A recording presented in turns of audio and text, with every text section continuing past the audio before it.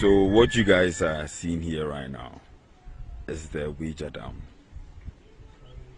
This is the current situation of the Ouija Dam. The brown color of the Galamsey water is literally spreading to the rest of the dam. This is what it has gotten to now. I think, 2 days ago, now it did here. 3 days ago. It wasn't here. It wasn't like this, I can say maybe 2 to 3 days ago. But now look at what it's looking like. It's spreading, like you guys can literally see it spreading. And I don't know what it will be in a week time. This is becoming like very serious. Chikete, because the water I used to see crystal clear is now becoming brown. This is very serious. I don't know if anytime the rain falls, yeah, it doesn't change color. The rain fell yesterday. It's not supposed to change color. I was thinking that maybe because it was because of the rainfall, but I realized that no, it's not gone by now. If it were to be the rainfall, it would have gone by now. It would have been gone by now. This is the current situation of the Ouija Dam.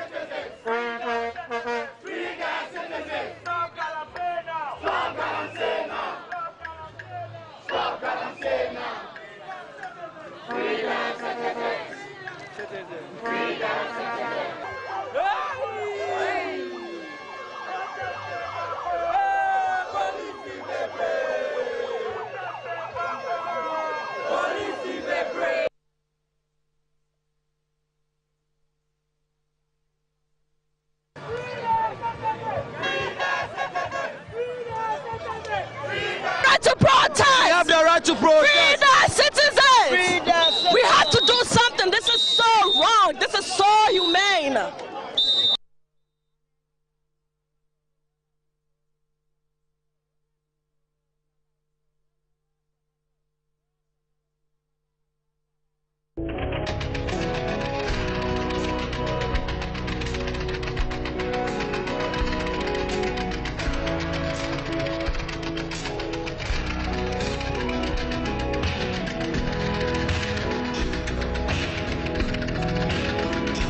So what you guys are seeing here right now is the Wager Dam. This is the current situation of the Wager Dam. The brown color of the Galamsey water is literally spreading to the rest of the dam. This is where it has gotten to now. I think, 2 days ago, now it did here. 3 days ago. It wasn't here. It wasn't like this, I can say maybe 2 to 3 days ago. But now look at what it's looking like. It's spreading, like you guys can literally see it spreading. And I don't know what it will be in a week time. This is becoming like very serious. Chikete, because the water that I used to see crystal clear is now becoming brown. This is very serious. I don't know. I don't know if anytime the rain falls, yeah, it doesn't change color. The rain fell yesterday. It's not supposed to change color. I was thinking that maybe because it was because of the rainfall. But I realized that no, it's not gone by now. If it were to be the rainfall, it would have gone by now. It would have been gone by now. This is the current situation of the Wager Dam.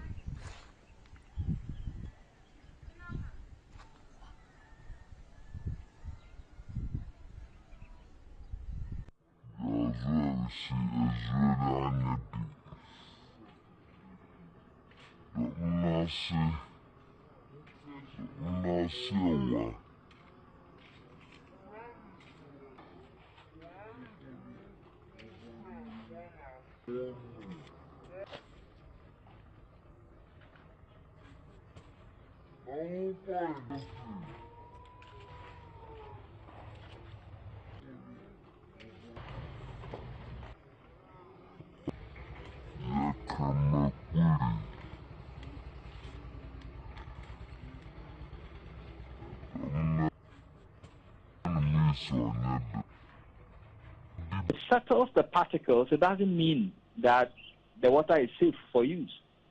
Many of the indigents do not know. When we got to Atrebuanda, close to the Pra River, same issues. They buy aluminium sulfate. It's sort of like you're buying tomatoes from a shop. And that's what the women use to settle the water, and they use it for domestic chores. Look at the implications, the health implications, and many of them do not even know. And across the country, every major river or stream, just mention the name and I'll tell you, because we've tested samples from them, and they are all polluted. A country with all its fresh water sources, highly polluted. And that's what we have across the country. I can't even talk about the forest reserve. We're trying to stifle dissent. I'm not responsible for jailing people in Ghana. The courts in Ghana are independent institutions, and they have been all through this period of the Fourth Republic. People misconduct themselves and they're brought before court. It's for the court to deal with them. That's not a matter. It has nothing to do about politics. It has nothing to do with the executive. And their behavior is what lands them in problem with the police and with the courts. It's not the protests. How can the president, who himself, his political career was aided by leading protests, have problems with protests? I don't have problems with protests. And nothing is done in Ghana to prevent people from airing their views on anything. One piece of good news for your vice president who's running is the agreement. We're trying to stifle dissent. I'm not responsible for jailing people in Ghana. The courts in Ghana are independent institutions, and they have been all through this period of the Fourth Republic. People misconduct themselves and they're brought before court. It's for the court to deal with them. That's not a matter. It has nothing to do about politics. It has nothing to do with the executive. and their behavior is what lands them in problem with the police and with the courts. It's not the protests. How can the president, who himself, his political career was aided by leading protests, have problems with protests? I don't have problems with protests, and nothing is done in Ghana to prevent people from airing their views on anything. One piece of good news for your vice president who's running is the agreement with your creditors. Ghana was in a very, very difficult situation. Right. 2 years ago, it defaulted on its debt repayments. Now there's just It didn't default. It suspended them. It suspended them. It didn't default. Right. It's an important distinction. Right. But you had some good news because there's an agreement with now nearly all your creditors. Right. How much of a sign is it for Ghana? Is it just a Oliver was denied because this offense was committed whilst on bail for another offense. That's how come he was denied. But I'm sure, and the judge directed that the trial should start within 72 hours. If not, we can repeat the application. So if the trial does not start within 72 hours, we repeat this application. I'm sure it will be granted. But yes, because some of the accused person, they spread them at different locations, and the police up to now, they don't want to give us the location of those people. So we are still trying to use our links to get exactly where they are. Because one of them, for one, it was only Sunday that we got the exact location. That's so it's really difficult locating them. It's digital address, and most of them, their digital address is on their phones, which was seized by the police. So because their phones have been seized by the police and they're not having access to their relatives, we are finding it difficult to get their exact house address. So as ordered by the court, they have to provide their house address before the execution of the bail bond. The WASH conference, which serves as a national platform.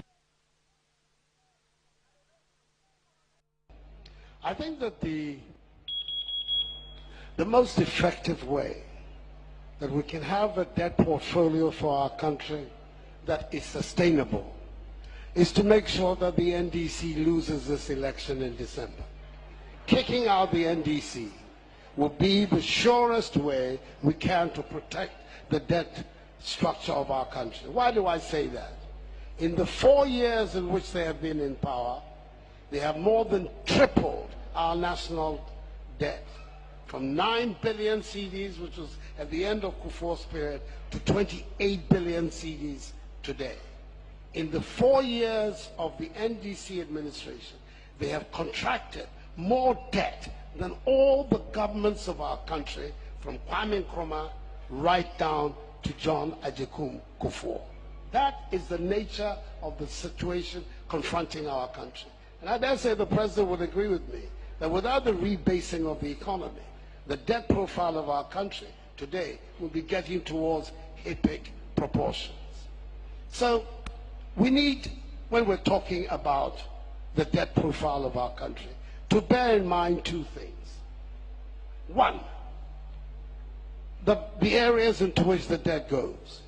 And I agree with some of my previous speakers that the productive investment and the rate of return on them is a critical one. Equally critical is the value for money of the transactions that the debt brings about. We need to look at that. I've given some examples of public procurements that are taking place in our country on an extremely inflated rate. Once again, we need to look at this. You're talking about loans that are given, and inside the loans, the arrangements for determining value for money remain very opaque and unclear. How can you persuade the Ghanaian people that debts are being contracted in these circumstances that are there to push forward their future? We intend to be extremely disciplined about the contraction of debt. We're first of all going to respect the teachings of the national budget and treat it as precious. We will not be stepping outside the constraints of the budget. We are going to make sure that we reduce considerably areas of corruption in the construction and execution of some of these projects. These are the critical matters that our people are looking for leadership on.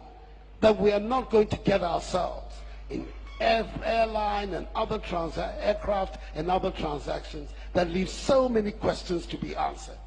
The 28 billion is even without the latest Chinese debt. Thank you so much.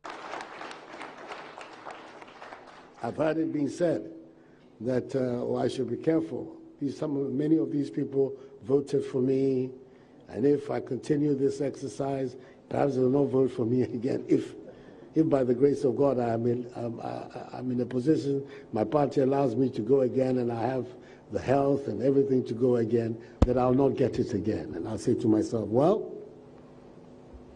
this is a choice that all of us have to make as human beings. You do what you think is right, or do you do what you think will allow you to get along? I think that you do what you think is right. That is what you're required to do.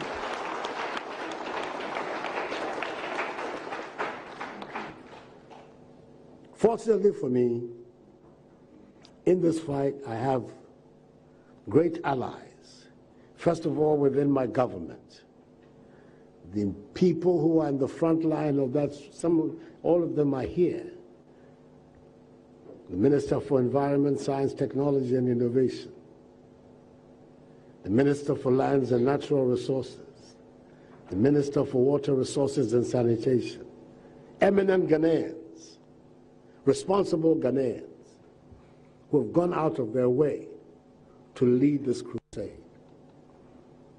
But from the beginning, they said something which is the reason why you're here today. We cannot win this fight without the support of the traditional authorities of our country.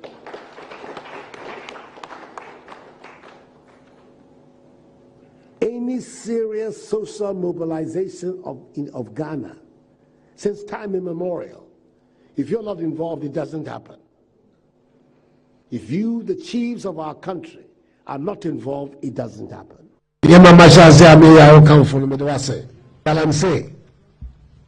Galamsey no there. Nana.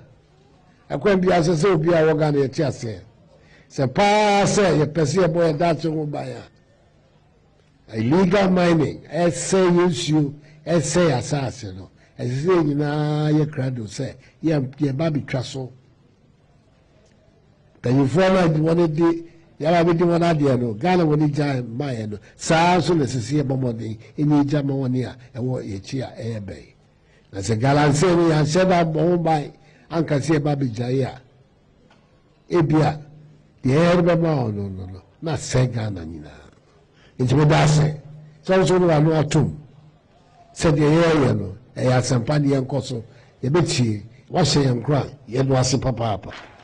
Na ifo na Ghana so no. Wo ba be bi o man Ghana no afo an ye ba ko a. Wa hindie no enye yie. Nti me pese me ne ho ene ahefo wo bron ahafo ene wo Ghana nyina no ba ko ye kese e ba ye ntam ye ntumi nyina e de adwen abom ntumi bu o mai e na nkoso a ye hwa ma Ghana no aba. The team's journey to this part of Manso and its forest saw scenes of destruction. Abandoned pits and mining settlements dot the road. We have to tackle the issue of Galamsey rather seriously. Let's see how we can solve that problem. Because this is a clear indication of some of the effects, yes, of Galamsey.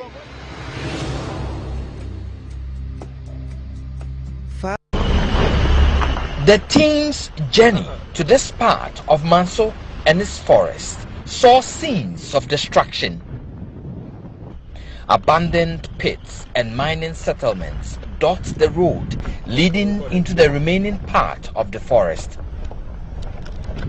After dodging water-filled, dangerous open pits, we arrived at this mining settlement deep within the forest enclave. 7 Chinese nationals were quickly located and arrested. Leader of the team conducted a search room by room. There were indications of military presence. From what we are seeing here, it looks like there are some military men involved in this whole activity in this forest. Because looking at their uniforms, even some have names on them, but we did not meet any of them. But looking at it, I think the military were the people protecting them here to do this illegal job. Okay, so what are we doing with the uniforms? First of all, we need to retrieve them and then ascertain as to who sanctioned their duties here. So these are military accoutrements. You can find names on them. This one is Camel. This one is Camel. We have the other one, Amweni, on this one. And these are, as security men have been able to authenticate, these are quality Ghana Army uniforms, indicating that we may have some military involvement here in this site.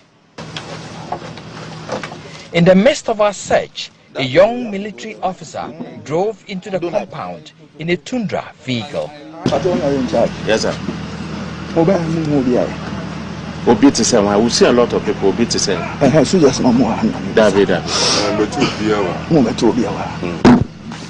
He started making some calls to his superiors. I will do the staff sergeant, sir. We are here at this thing, Tontokrom. They hold duties, and there are some policemen and media be here. Within the next 30 minutes, the whole place was crawling with over 30 angry, armed military men. Anger turned into heated verbal exchanges and near fisticuffs.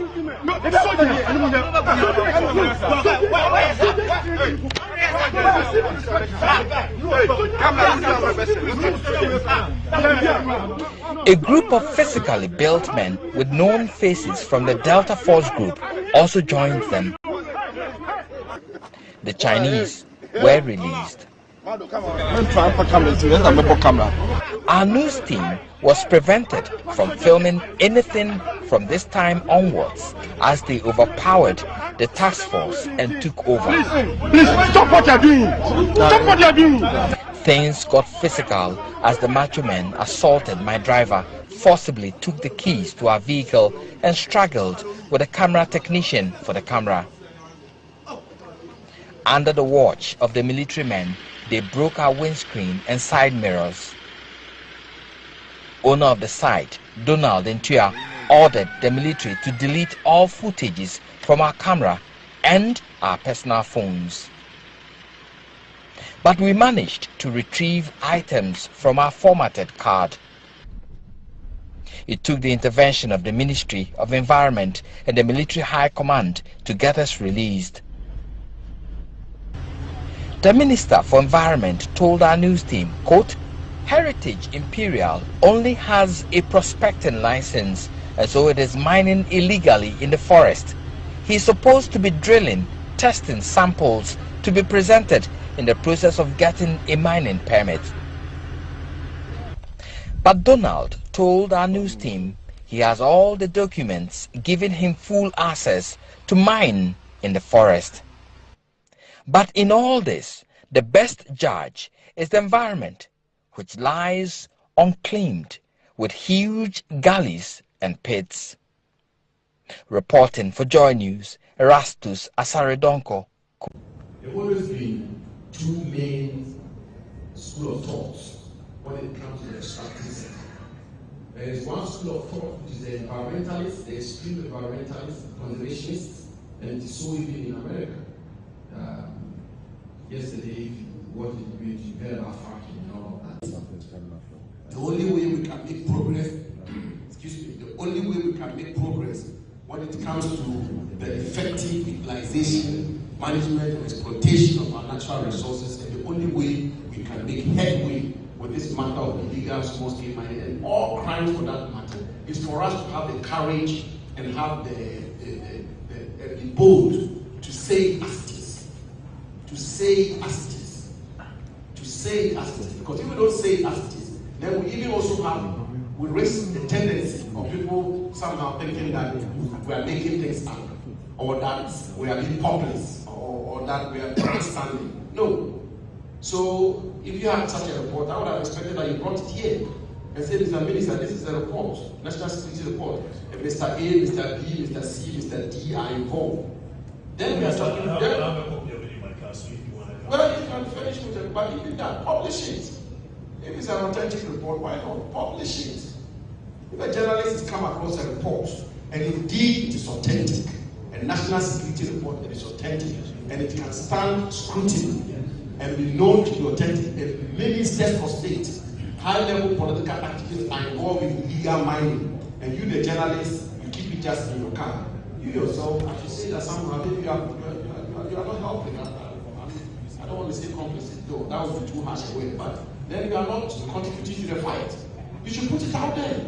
Minister A, B, C, D are involved in illegal mining. These are their companies, their shareholders, these are their fronts, these are this, these are that. And you put it out there. That is how we can make progress. We cannot be in the realm of ake. No, we should be frontal. Now, I'll conclude with Mr.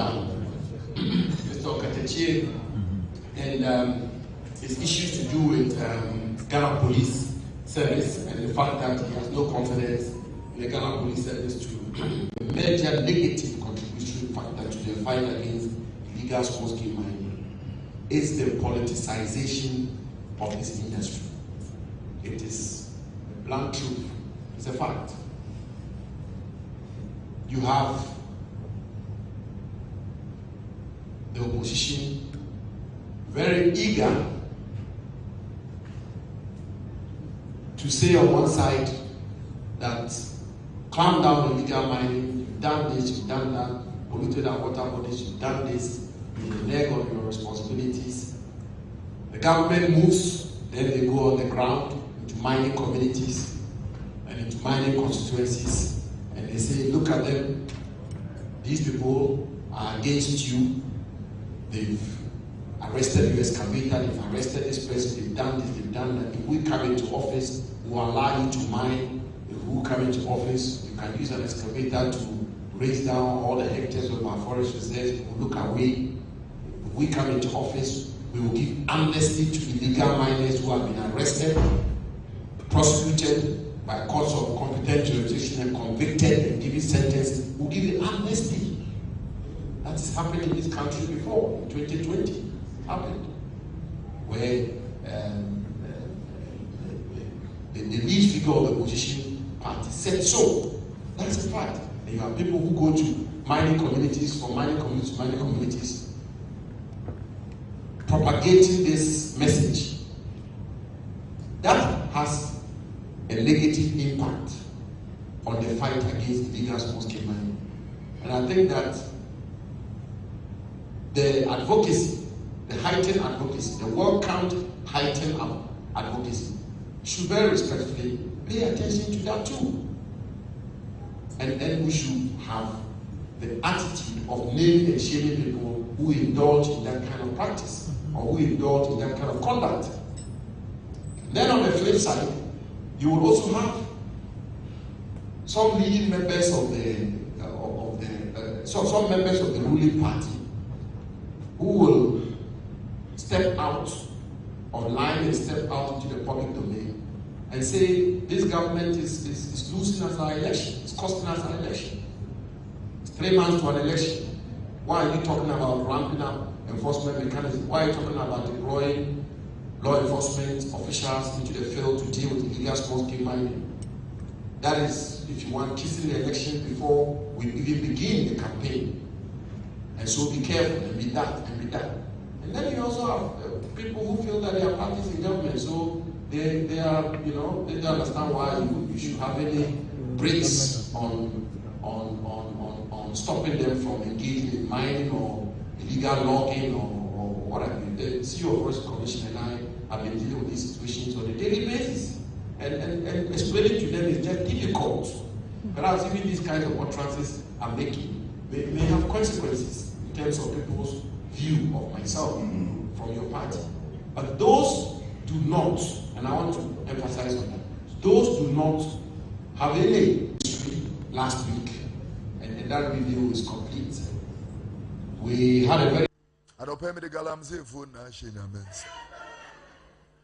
Penimubia or Shagalamsi, God will kill you. But they can't catch you.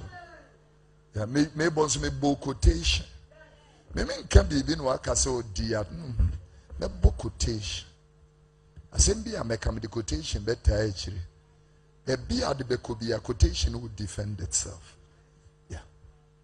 The Lord said, I will kill her children with death. Iti galam say for him some penny for Ghana and a galam say they fund the party. What is the difference between the ordinary thief and a political thief? Number one, the ordinary thief steals your money, your bag, your watch, and your jewelry, isn't it? But the political thief steals your future, your career, your education, your health, and your business. Number two, the hilarious part is that the ordinary thief will choose whom to rob. But you are the one who choose the political thief to rob you. Because we choose them. We vote them. We blindly say we are not blind. Who is deceiving who? The ridiculous part of the whole issue is that we will fight to defend and protect our belongings from the ordinary thief. Is it not? But we fight each other to defend and protect the political thief. Is that not what we do? Thugs will be fighting themselves to protect those that are stealing our career, stealing our job, stealing our health, stealing our success. What a shame. If you reach a certain stage in life and there is nobody who can look you in the eye and tell you the truth, you are doomed. And that is where our country has gotten to. We need to rescue this country. Wallahi. And I feel very terrible as a Ghanaian at this time. This country is in serious trouble, ladies and gentlemen. We are in serious trouble. We need to rescue this country, ladies and gentlemen. The presidency has been so depraved, so muddied, so dirtied, that I tell you in all sincerity as a Ghanaian, that I feel terribly sad today as a Ghanaian. We need to rescue this country. Wallahi. Inshallah. Please don't cry. We shall rescue our country.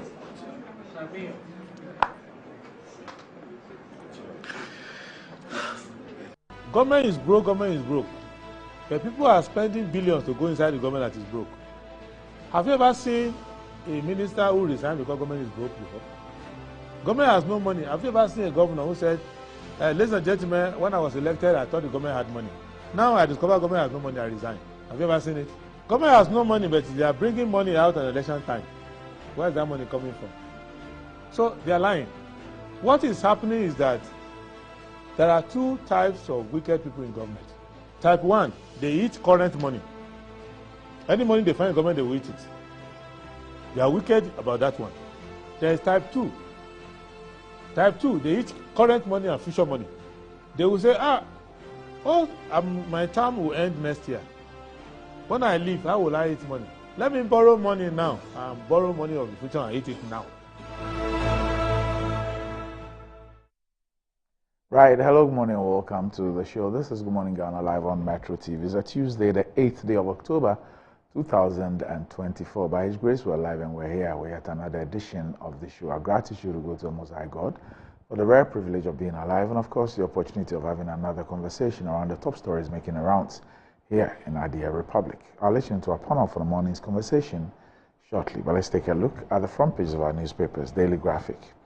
Galamsey crackdown. Government rules out radical measures. President orders military deployment. LI 2462 to be revoked. Water bodies, forest reserves, red zone. Citizen app launched for government services. Economic growth exceeds pre-COVID-19 levels. Finance Minister. Oil prices rise amid Gulf tensions. The Ghanaian Times. VIP launches new government business app to promote transparency, maximize revenue for national development. Fight against Galamsey, flash out illegal miners on water bodies, Minerals Commission. Fight against Galamsey menace, October 10 nationwide strike remains unchanged, organized labor. 21 Democracy Hub protesters granted bail, Bakavoma denied bail. Daily Guide, Galamsey protesters, 21 granted bail, Vomawa denied.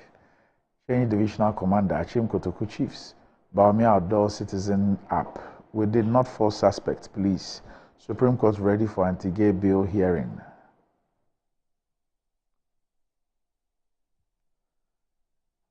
The new Crusading Guide, time to elect Baumia as president, Gideon Boaku advocates. Bakavomo caged again. SHC boss calls for debate on Galamsey. Ghana-US collaborate to promote stability in West Africa. Economic rebound drawing investors back to Ghana, Finance Minister. Media Foundation for West Africa builds media capacity on fact-based reporting ahead of December 7 elections. The Insight, Galamsey. Socialist movement Ghana backs popular movement against cancer as it blames imperialism, decadent democratic system. Alan Souls involved as Hopesin hits home region. Alan government to introduce mother-child support scheme and GRASP in Ghana, KOD reveals. Palestine, a year of struggle in the belly of the beast, focus on fighting Galamsey and not suspending traditional council over trivial matters. La Ni Ajay Kofe, the fourth, tells government. The Daily Statesman, more companies returning to Ghana. Finance Minister attributes it to economic turnaround. NPP manifesto described as most green. Baumia, we can't miss fourth industrial revolution. Presidential pitch winners commend government for prioritizing young entrepreneurs. Daily Post, how Napo wanted school kids to be taught gay and lesbian acts exposed. Ghana Pentecostal and Charismatic Council invites congregants of member churches to today's anti-LGBTQ plus demo against Akufo-Addo and Chief Justice. Galamsey organized labor to proceed on October 10 strike as government fails to meet demands. Economy Times. Banks unlock credit to private sector. Bank of Ghana auctions $120 million forex to BDCs in Q4. That's quarter 4. Ghana's economy to expand by 5.5%, Fitch predicts. And that's about it for the front pages. We'll be back shortly.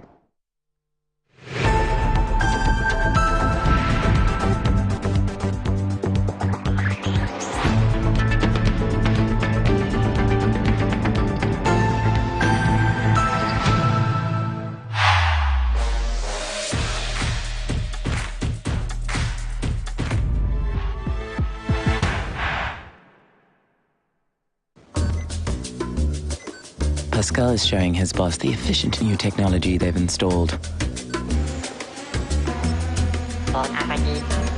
She's pleased. But now she's asking, why is that still there? Pascal explains the new fleet-finding darts are more accurate than the old ones. The boss is not so pleased anymore.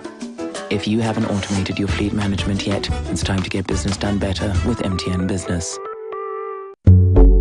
In today's modern world, stairs are a challenge, especially for our elderly and those with health concerns. Navigating them can be difficult and even dangerous, but there's a safer way to move vertically. Lifts and Elevators Limited Company, your answer to a more accessible and secure vertical transportation. Our elevators and escalators, including top-of-the-line pneumatic vacuum elevators, Fuji elevators and escalators, offer a safer and more convenient alternative, eliminating the risks of stairs and enhancing accessibility for homes, businesses, and hospitals. Choose safety and convenience with Lifts and Elevators Limited Company. Elevate your spaces today. For more information, visit our website at www.elevatorsgh.org or call now on 0200-535-515. Lifts and Elevators Limited Company, the elevator people.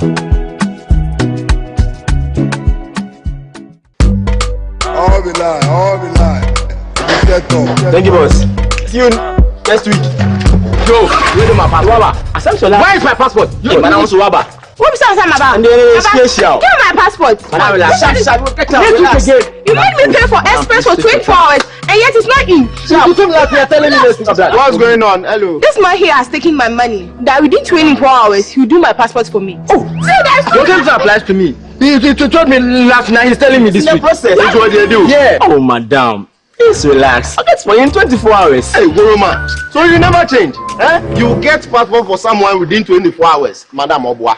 See, the normal working hours is 9 to 5. Eh? Not 24 hours, I'm fat.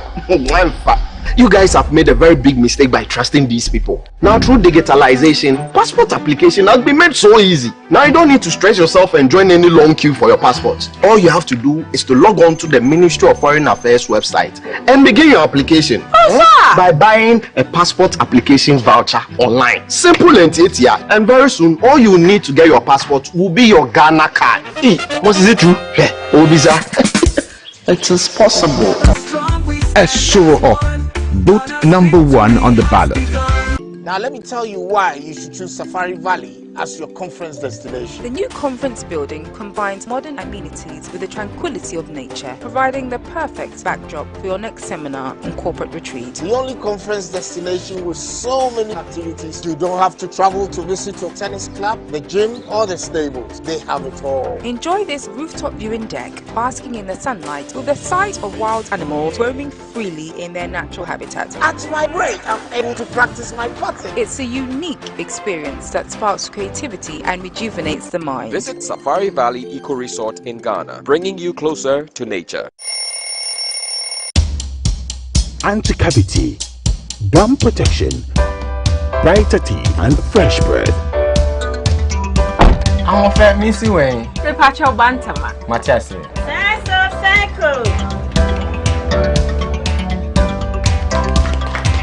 Her smile, the fresh breath. Me Jidi say we use Kel 360 toothpaste. Some kind. Kel 360 toothpaste. Guys, Kia, Kel 360 toothpaste. It's a gum protector. Onim jom kasa. Kile kosen. Kel 360 did the way. It's cool mint, gives me fresh breath and your confidence booster. You will see so feeling kika when you know Kel 360 toothpaste. Happy. Kel 360 toothpaste, anti-cavity, gum protection, brighter teeth, and fresh breath. Kel, happy smile. This advert is FDA approved. Ghana's biggest housing event, the Mikasa Home and Property Fair, is here. Whether you're looking to buy an elegant house, a cozy apartment, a home in a luxurious estate, or genuine land, come and meet over 50 top developers, home loan specialists, home improvement specialists, and get personalized expert advice on your home ownership journey. Also, join in informative and stimulating seminars with industry experts and get the chance to network all for free. And oh, there will be so much play and fun for the children at our Children's Arena. Date, 2nd and 3rd November 2024. Venue, Movenpick Ambassador Hotel. Time, 9 a.m. till 7 p.m. each day. Attendance is absolutely free. Headline sponsor, Gold Key Properties. Platinum sponsor, Clifton Homes. Media partner, City FM and Channel 1 TV. To exhibit at the fair, contact us on 050-168-0737 or info@mikasa.com. Mikasa.com, Ghana's #1 property website. Choose the perfect prize every week and stand to win your choice of exciting prizes. All to get more of what matters to you. Exclusive to Betway. Betway, get way more. Terms and conditions apply. Regulated by the Gaming Commission of Ghana. No under 18. Welcome to Rehoboth Palms, Ayimensa, where your future home is taking shape. Discover a community like no other, designed for families and individuals seeking comfort and connection. Enjoy a host of amenities, including a swimming pool, tennis courts, kids playground, and serene sitting areas, all designed for your enjoyment. Embrace the opportunity to be part of this vibrant community with flexible installment plans available. Your dream home is waiting at Rehoboth Palms, Ayimensa, where every moment is a promise of home and affordable luxury. Visit us today at 145 North Legon, Accra. Call us on +233 244 764 499 or +233 204 950 810. For our UK clients, you can reach us on +44 190 853 3149 or +44 791 737 6631 or visit www.rehobothpropertiesgh.com to learn more. A community like no other. Welcome to Rehoboth Ayimensa.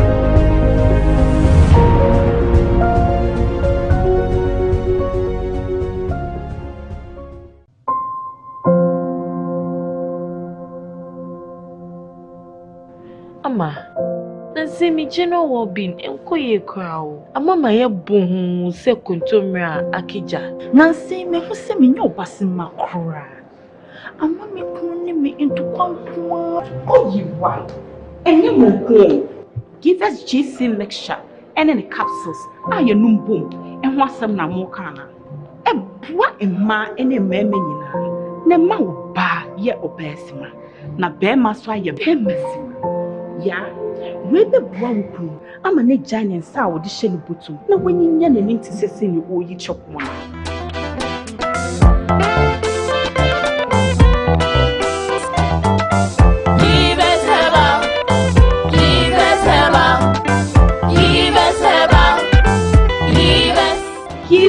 GC mixture and then a capsule.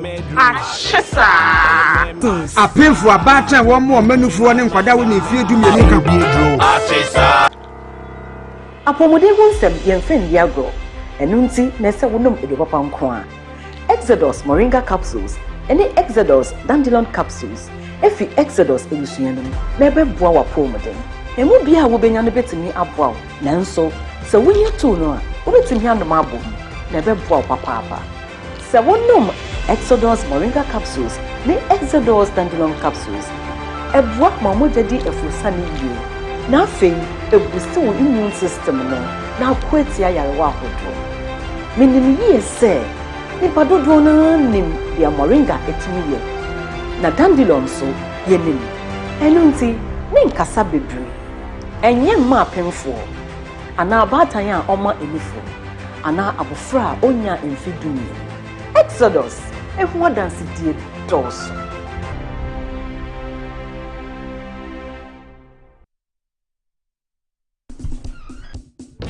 Yo, Jay. What is this? Why, you go write emails or something? Charlie, the bills and taxes are for paying. That's why they write plenty like that too. The movement from taxation to production, it make beans. You read the NDC manifesto as give you. That's why you the hustle. Your mama say when he come power, he go exempt micro and small businesses from paying VAT. He also go give 2-year tax holiday to new businesses. So say them go first stand them elect up and grow better before them go start they pay corporate and personal income tax. Charlie, that they go for me. Oh. Now I make my mind say I no go vote.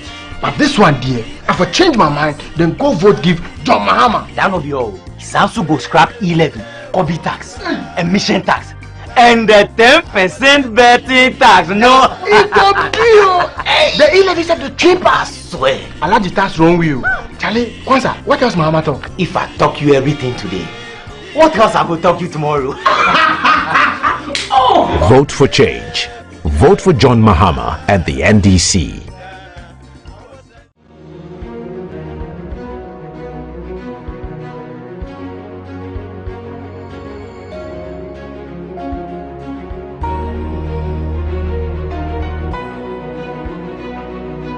Dear Ghana, I write you this on the year you have to take the most important decision of your life.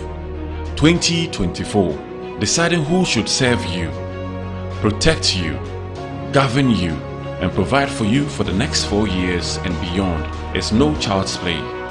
This is the most important decision of your life. Whatever action you take, make sure you know why. The same with speaking. Don't just run your mouth. Know why. There's a time to crack jokes and a time to be serious. The most advanced societies know why they are doing something most of the time. Not all friends can be trusted. In the end, it all comes down to you and your decisions. Who really are your friends? Who will make that difference when it comes to the decisions you make in life? Who really has your back? Choose wisely. Choose Election Central. Yours ever, Metro TV.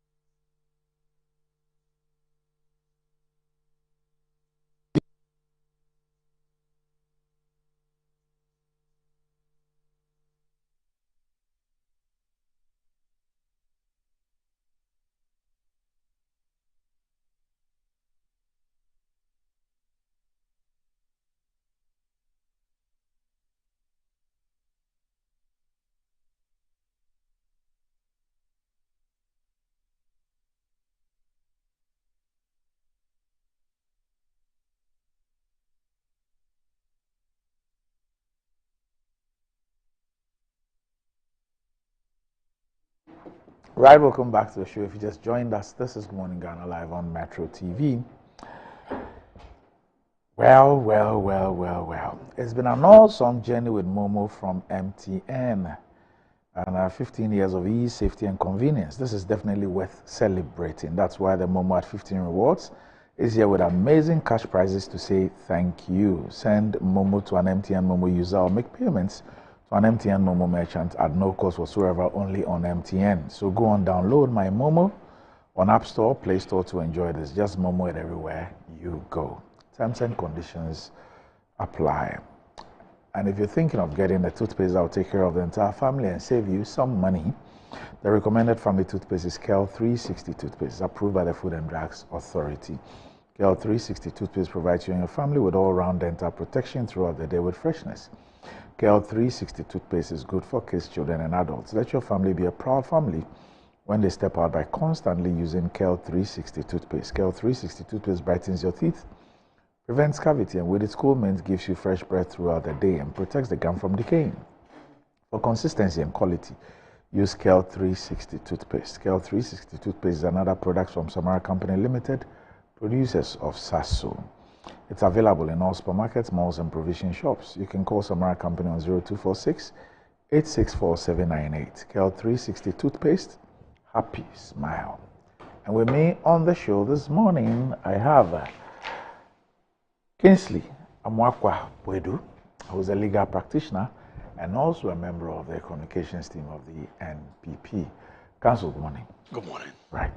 Also with me on the show this morning is the Honorable Member of Parliament for the Bongo constituency, who's also a member of the Energy Committee in Parliament, the Honorable Edward Bawa. Honorable, good morning. Good morning, Randy. Right. How's Bongo?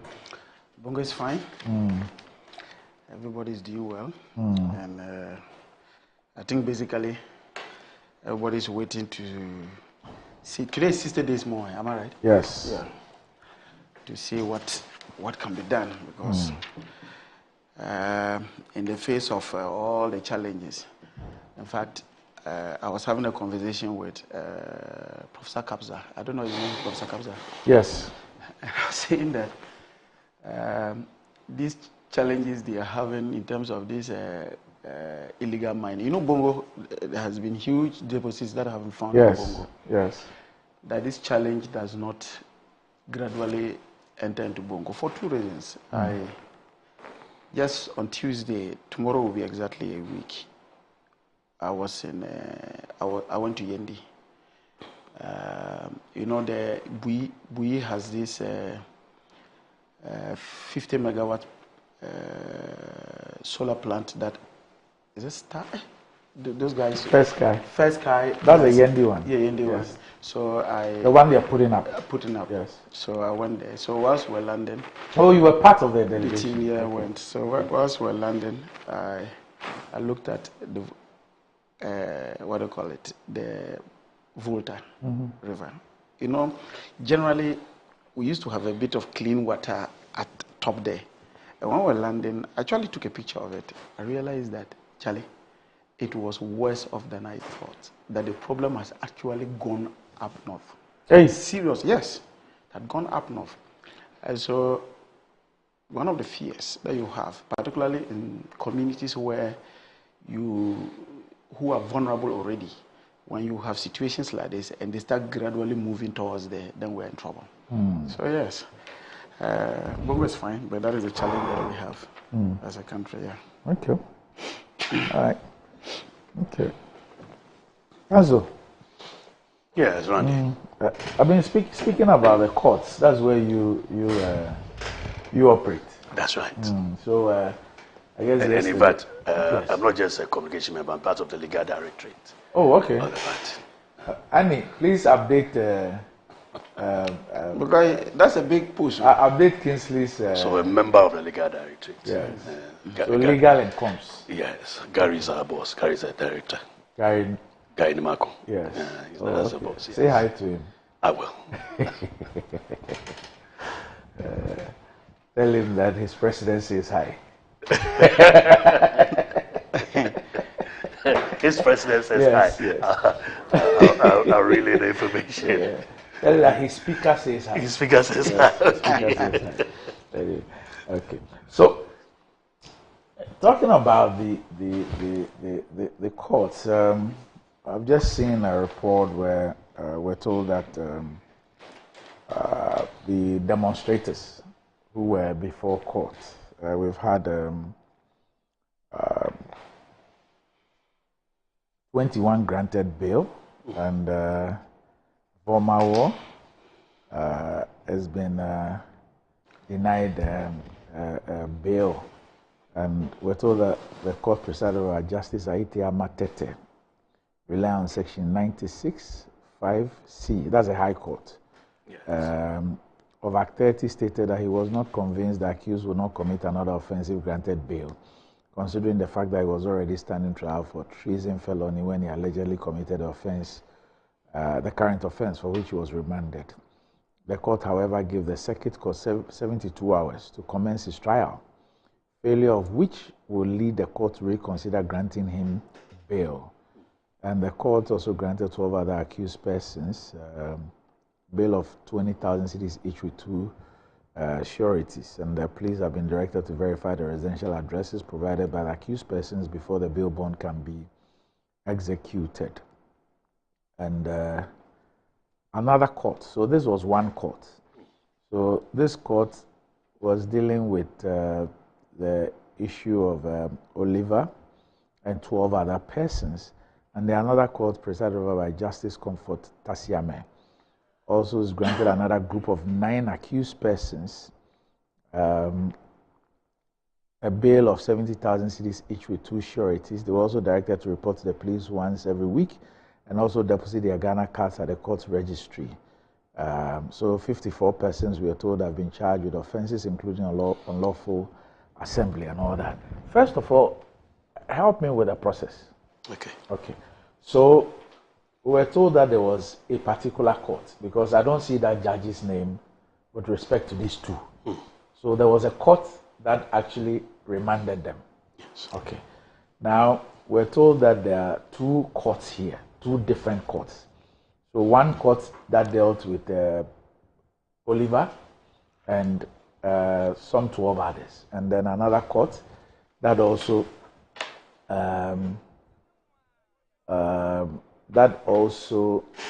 dealt with this Felicity Nelson. Yes. Yeah. Well, so we're told that, so this brings to total 21. But we're told that 53 were arrested. So this 21 plus Oliver gives you 22. So what about the other 31? And why do we have 2 different courts? And then, and this is for our understanding, for us the non-lawyers and non-court operators. Then you have one court granting a bail of 20,000 cedis each with 2 sureties. The police have been directed to verify their residential addresses provided before the bail bond can be executed. Then another court is doing 70,000 with 2 sureties. They should report to the police once every week and deposit their Ghana cards at the court's registry. Then what happens to the other 31 who are not in the picture? Okay, thank you. Please confirm, because I've not seen this reportage. Sorry, good morning. Good morning to our viewers and my my panelists here. Good morning to you, Randy. Yes. I was in court yesterday. I was in the Ladyship Comfort Tasiame's court. Okay. But my case was called first, and after that, they called their case. They weren't brought to court, and ordinarily the judge would have wanted to see them in court, but the judge went ahead and granted them bail. I think this would be, because that's why I want confirmation of that. I think the first court they went to were circuit courts. Okay. All right, so if a bail is denied, or there are times when the application for bail is granted, but the terms are horrendous that you know that in practice it means that you have been denied bail, then you would go to the court above, which will either be a human rights court or a criminal court to ask for bail, and then that would impinge on the lower court, which is the circuit court. I think this is what is happening here. And so their lawyer will choose their court and go to those courts with these accused persons. And I don't think all of them, all the 50 people, are in the same court of instance. Because what happens is that when the charge sheet is drawn, and then if the court orders for disclosures to be given, disclosures will be their witness statement, their pieces of evidence and all that, it becomes cumbersome. I'm doing a case where, a criminal matter where there are about 15 or so, all right? And then they've redrawn that case to break it down to 5 in each court, all right? So that's normal thing to them. It brings clarity. It only means that a lawyer will go to this court and from there go to another court, but it brings clarity. So I think that is what is happening here. So because bail was denied, then I know that the return date for some of them was the 5th. Was a Monday. So yesterday. Yeah, it was yesterday. So potentially they should return to those courts. And then what you do is you do the bail, you put the application. I was a lawyer in this Infantiman MP Meda. My client was arrested. He went to buy the phone of the MP unknowingly. He's in Kumasi Bokrom, and then someone sold a second-hand phone to him. The moment he switched it on, the NIB got a signal and came straight to Kumasi where he was in Pankrono and arrested him. So kudos to the NIB. But that's what you do. So you repeat bail or you go upstairs. I'm thinking this is what happened. Now, because bail is at the discretion of the judge, you will not have the terms being the same. It is very rare because there are no standard terms. It's at the discretion of the judge. There are instances, there's a time when I traveled all the way to Asimfosu. A cousin called me that I should come and defend someone. So, and that was when I was trying to, nurture the dreams was essential and all that. So I went there. I spent and bail applications normally is short, maybe 15, 20 minutes. You said everything you want to say. You start from Article 14, blah, blah, blah. This time I took my time and did about 30, 45 minutes application. The judge rose and went to chambers. And then after 30 minutes, he came back and denied the bail. And the words he used was that, let's come back the following day and then consider whether bail should be granted. Now, before he rose, the people in the community came to me and asked me, lawyer, I said, what release this guy? I took him to Accra. I said, oh, why? I said, Uja no haye. So the whole community was so revolted by what he did that if he gets bail then and then. So there's a lot of considerations the judges consider. The second time we went, I think he has been transferred from that community because people were still angry at him to Central Region, which is the regional capital. So back to the issue, it's a discretion of the judge. All right, it's the arguments proffered by the AG and the lawyer for the accused persons, and then that will convince the judge. Now let's look at where you read, which is section 96. I'm sorry for taking you through. That's fine. Through as if you're going back to the classroom. So 96 of Act 30, Criminal Procedure Act, is the law respect for bail, section 96. And you already know that bail cannot be used as a form of punishment. Yes. It cannot be. Yes. So let's underscore that fact. Now, 96(5) is clear here. A court shall, in fact, 4 says that a court shall not withhold or withdraw bail merely as a punishment. So it means instead of here. 5 says that a court shall refuse to grant bail if dissatisfied that. So that satisfaction is a duty of the judge, all right, to satisfy itself that the defendant, A, may not appear to stand bail, may not appear to stand for trial, or may interfere with witness or evidence or hamper police investigations, or may commit further offense, or, it's not end, or. Then D, that's where Oliver's situation is charged with an offense punishable by imprisonment exceeding 6 months, which is alleged to have been committed while he was on bail. So that the court cannot go outside this. That's why the court compelled the lower court and the AG to do the disclosure quickly, so that the trial commences. 72 hours. That's good. That's good, because you see, in Ghana, we're not only looking at the revulsion, and I disagree with some of the things they did, right? We're not just looking at the revulsion that is created by the act, but until and unless the court has convicted the person is innocent. Yes. You see, so because now the law says that because he committed an offense while on bail, you can grant him. They hurry up so that it doesn't constitute punishment. And also be mindful that if he's convicted, I'm not saying when, if he's convicted, all the time you spend counts towards if there's sentence, because there's conviction, there's a sentence. The sentence may be a fine, maybe, but if there's custodial sentence, you have to deduct whatever time you spent. It counts towards how much you spent. So what about if he's found innocent? What happens to that period that he has been incarcerated?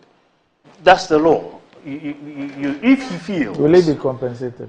If he feels that he has been maliciously prosecuted, he has to bring a claim. There are instances where it has been held that they were actually maliciously prosecuted. You have to bring a claim in court. The court will look at that, and then if he has to be compensated, the person will be compensated. It's happened before. Unfortunately, resulted in another issue. My learned friend Xavier did something like that. Remember, someone was incarcerated for a long period of time, and they found out that he shouldn't have been incarcerated, and then he applied for money only for the person. Remember that situation? Yeah. So there are instances where, yes, if the person has been wrongly imprisoned, and the prosecution itself, it was malicious, and that's a tortious application, the area of the law of torts, and then you have to bring the application. But you cannot say that because the police were acting, because for the police to act, it has to go through the system, and if the court finds that the person has not committed the offense, the person goes scot-free. So not the prosecution itself, but if it was done maliciously, otherwise then the police cannot act in this country. So it has to be, you have to establish the grounds, the elements of malicious prosecution. If you're able to do so, then so be it. Honorable. Randy, good morning. So what it means is that the remaining 30-something will have to wait for the next agenda. Oh, I don't know the next agenda. I think it was 2 weeks. I don't know. 2 weeks. Yes. I don't know if that for them they have to wait till. If they don't bring an application, yes. If they don't bring an application. Now, can't the prosecution itself bring an application ahead of the 2 weeks? Yes, but you see, there has to be good grounds, because once the police arrest them, they are the behest of the police. Yes. Once they take them to court, the police has no power over them anymore. It's the judge who decides what should happen. No, I'm saying the prosecution that requested wait. So because the police does so at the behest of the prosecution, then the person who's prosecuting is now asking for your bail. I think it is rather the defense lawyers who can not bail. I'm not talking about bail. As in, so commencing the action tirelessly. Yes. Oh yes, of course. Because that's it's for the them, point I'm making. Yeah, it's for them that you say that you have not concluded or completed your investigations. Yes. You are pleading with the court to remand them. Yes. Because you believe that their remand in custody will help you to complete your investigation. Yes, without any interference. So my question then is, can the prosecution go back to the court and say that, look, we have finished with our investigation, we are ready to proceed, so give us a date earlier than the 2 weeks? Yes. Okay. On paper, yes. Okay. So two things here. Yes. So 2 things here. So we have 53 protesters. 21 or so of them have the ability to maybe go and hire lawyers, or have gone to hire lawyers. And the lawyers have filed applications, which has led to an expeditious hearing instead of the bail. So they have been bailed. Well, and then in terms of Oliver, to the trial itself has been expedited. Now the others have not had that legal representation. So they are still in there. That says a lot about our justice system. Our justice delivery system, yes. Of course, we every now and then we try to make it better and better. If you come to court and you have no lawyer, and the judge feels that this is your matter, you need a lawyer, the judge at times asks the lawyers in the court, is someone interested in taking this pro bono? If not, then they would advise you to go to legal aid. You know there's legal aid, right? Because you don't have money. You should go to legal aid and do that. That's an aspect of the Attorney General's Department who deals with those. But it is the first time they went to court, they had lawyers. I stand to be corrected. I think the first time they went to court, they have lawyers. So we need to interrogate why their lawyers have chosen some of them and done the bail application, repeated, so going up to the bail application, and these have not. We need to interrogate. I think we need further information about that. Yeah, thank you very much, and good morning to your viewers. Randy, is it not interesting that a president who became so popular in the political cycles because of his penchant for demonstrations, because he was exercising his constitutional rights, that under the same person, you have a situation where people who, for one reason or the other, found themselves on the streets demonstrating for causes that today have become very topical. The issues of Galamsey and what have you. And that in the minds and in the estimation of the state, that they had infringed on the Public Order Act, and on the strength of that had been arrested and are supposed to stand trial. That is not even the only case. You then have a situation where the individuals they were first remanded for about 2 weeks, I guess. Yes, that was about 2 weeks. And in the course of that, reappearing in court, some have been given bail, and even the conditions for the bail.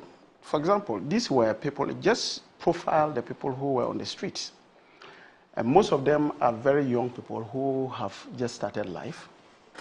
These are people who may not necessarily even have properties. These are people who are just struggling to ensure, and that's the basis for which they were motivated to come out, that they saw that the very environment they were inheriting was going to be injurious towards them because of how it was being degraded. These are individuals who are now asked to cough out about 70,000 Ghana cedis, and then with 2 sureties.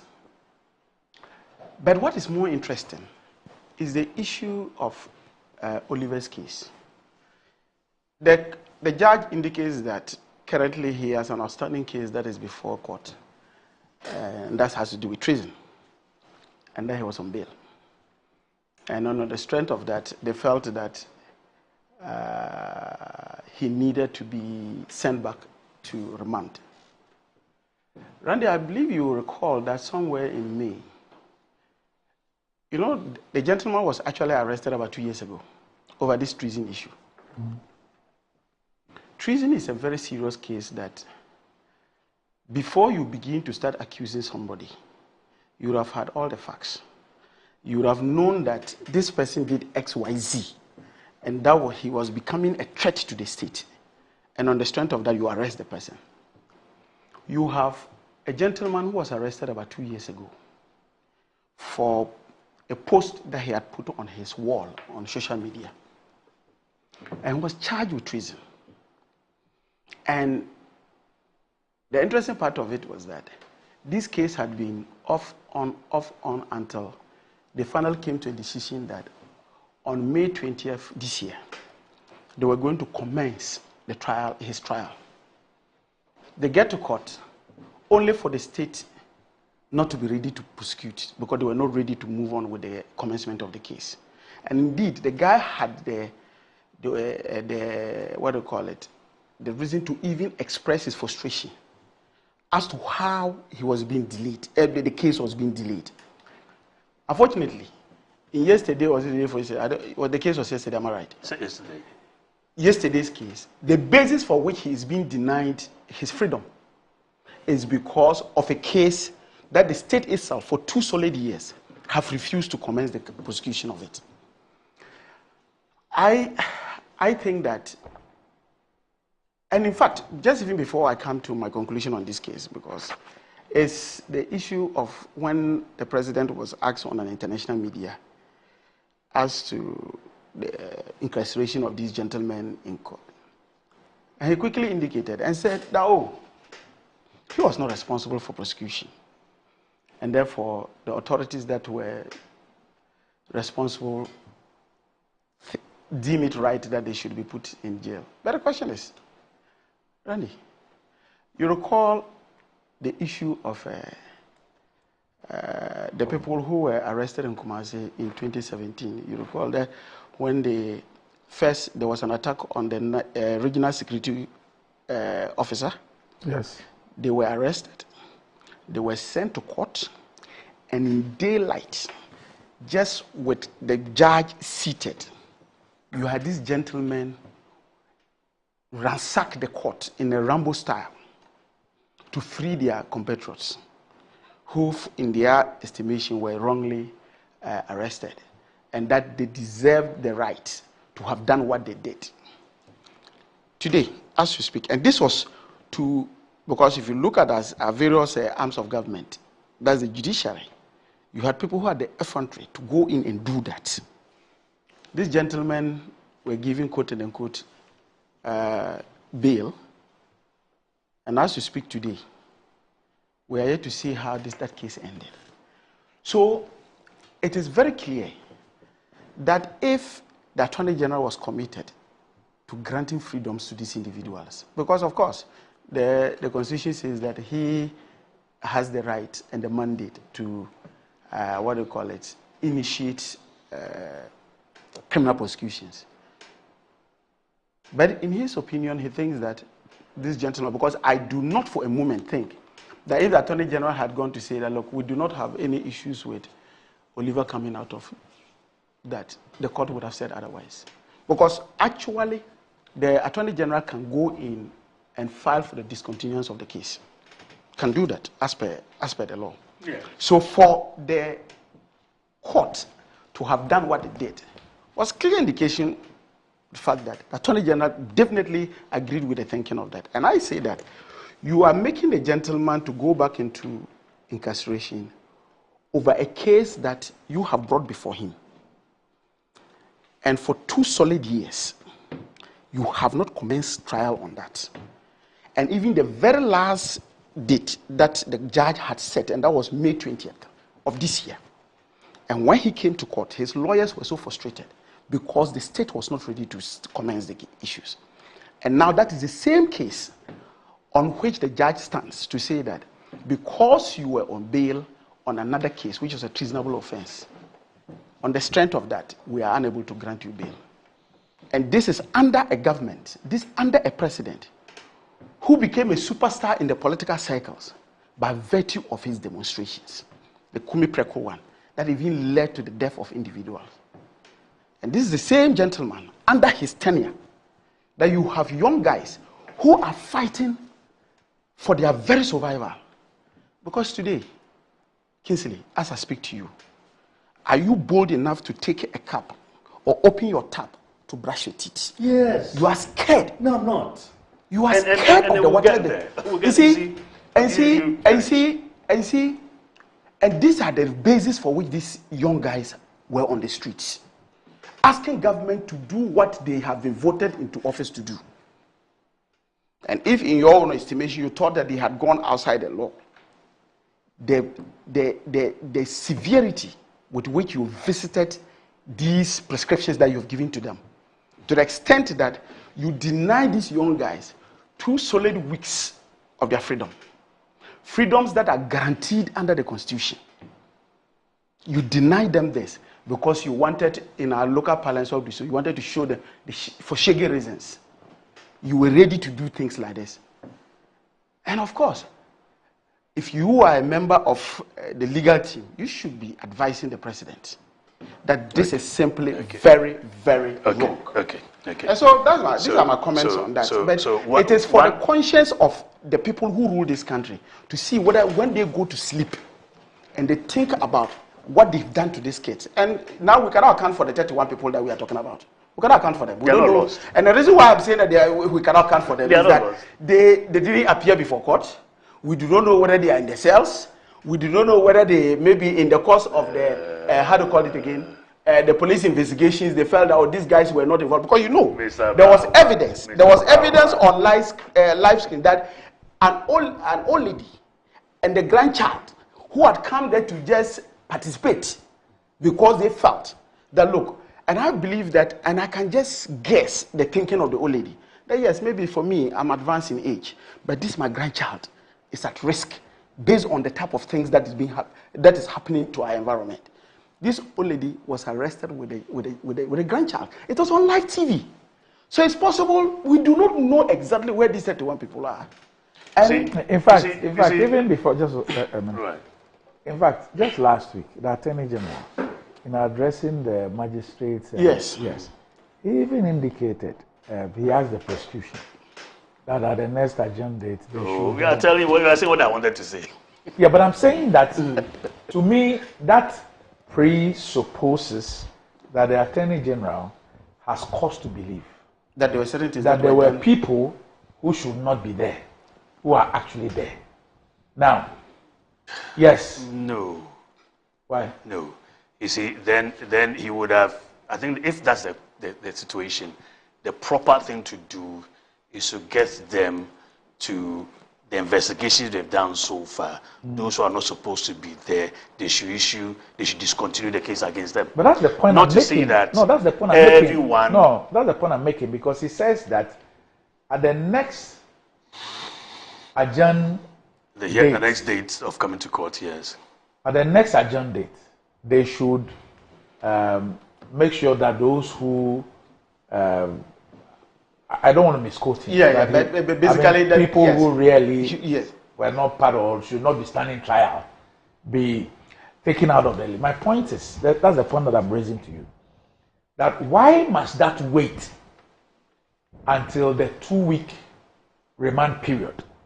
Okay, because there must be a basis for the Attorney General to even make that assertion. Otherwise, if the Attorney General is convinced that, look, all those who have been remanded are indeed people who have questions to answer and must be prosecuted, why will he even make that point? Okay. So what? And if indeed there are persons like this, why would we wait for them to be remanded in custody for 2 weeks? And only on the hearing after 2 weeks will we then make a case for them to be freed. Why would we do that? What I know and what I heard, and before I come there, I think you made a point that the people are being asked to cough up 30,000. No, I said a bill of 70,000 70,000. to sureties. Yeah, yes. But you use the word cough up. And what I wanted to say is that it is a bail sum that you don't pay. Yeah. Someone stands surety that if you don't come back, I have this amount to pay. So yeah, but the question is it's not that you pay before. Wait, let me learn. I agree with you. It's not you. that you pay before you're released. It's that it's a surety. If I'm going to give surety, I have to be sure that when you go, I really can do that. Yeah, but then that is how the system is. You can't otherwise. You can't just say. Otherwise, you see, self-recognizance bills are given by the police.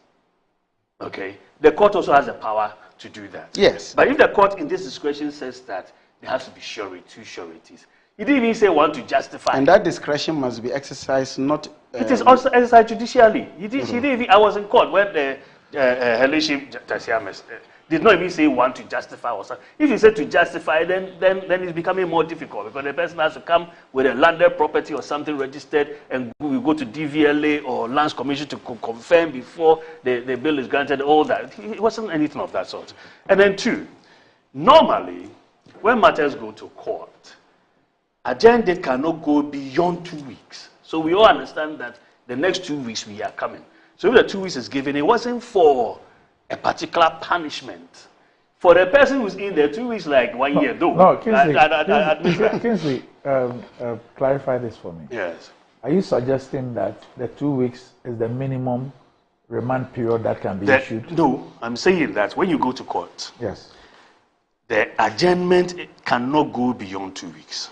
Yes. So, but it can be the next day. Yes, exactly. But at the first instance, yes, all right, it is not the next day. Because at the first instance... Why? Why can't it be? It's not that it can't be, but this is not. Because at the first instance, the prosecution is given time to go and file their disclosures. All right? I must also go through it, then we come back for CMC. Even in a misdemeanor matter. Yeah, because the fact that it's a misdemeanor or first degree felony or what doesn't mean that the requirements, the standards are different. They are not different. So the question it is a punishment the question I asked you is whether it is by court practice or by the rules that a matter in the first instance cannot be adjourned for 24 hours. That's what I want to understand. In practice, criminal practice, you don't adjourn it to the next day. The prosecution will come and say, we haven't finished. Then if you haven't finished, you don't get anything. You give them the appropriate time to finish the court. What would be the appropriate time? That's what I'm saying, that in practice, the criminal matters are not adjourned for more than 2 weeks. Unless not trial. You are talking about the maximum. It's a minimum. There's no minimum. There's no minimum. There's no minimum. No. So, but it can be that the prosecution will finish on time so that the matter can start. They have to. They are demonstrators. Yes. You go to court and say that they blocked the road. A road. So they took a car key from a police vehicle. Yes. You need 2 weeks to investigate that. And a judge believes that on this particular police needs 2 weeks. From my practice, the more they rush to bring the evidence, the easier for me to disprove whatever they are bringing. Which evidence? The easier. Which evidence? That they block the road. You need 2 weeks to provide that evidence. They are the ones who brought their case to court. For me as a defense lawyer, I've never been a prosecutor, a defense lawyer. It is for me to puncture holes, and the more I puncture holes, it is beyond reasonable doubt. So if I can create reasonable doubt, the guy is going off. And I'm saying that the quicker they do to bring it, the easier it is for me to achieve that reasonable doubt. So Kingsley, not for you to be able to help me. So is it your logic that by virtue of the fact that you want to have a very strong case, you are ready to sacrifice my freedoms just because you want to have a solid case? And so on the basis of that... So what I was going to say, this is what the question you were asking me. Come on, please. Let me land. Are you going to say that I am saying, my personal logic is that someone's freedom has to be sacrificed? The law, that's exactly what you're saying. You went to parliament, maybe your forebears in 1960, went to parliament and passed it. You've been in parliament so far. Why haven't you amended this criminal procedure? This is a very cheap argument. It's not cheap. It's a cheap argument. It's a cheap argument. My personal logic is this. The judge is bound by the law.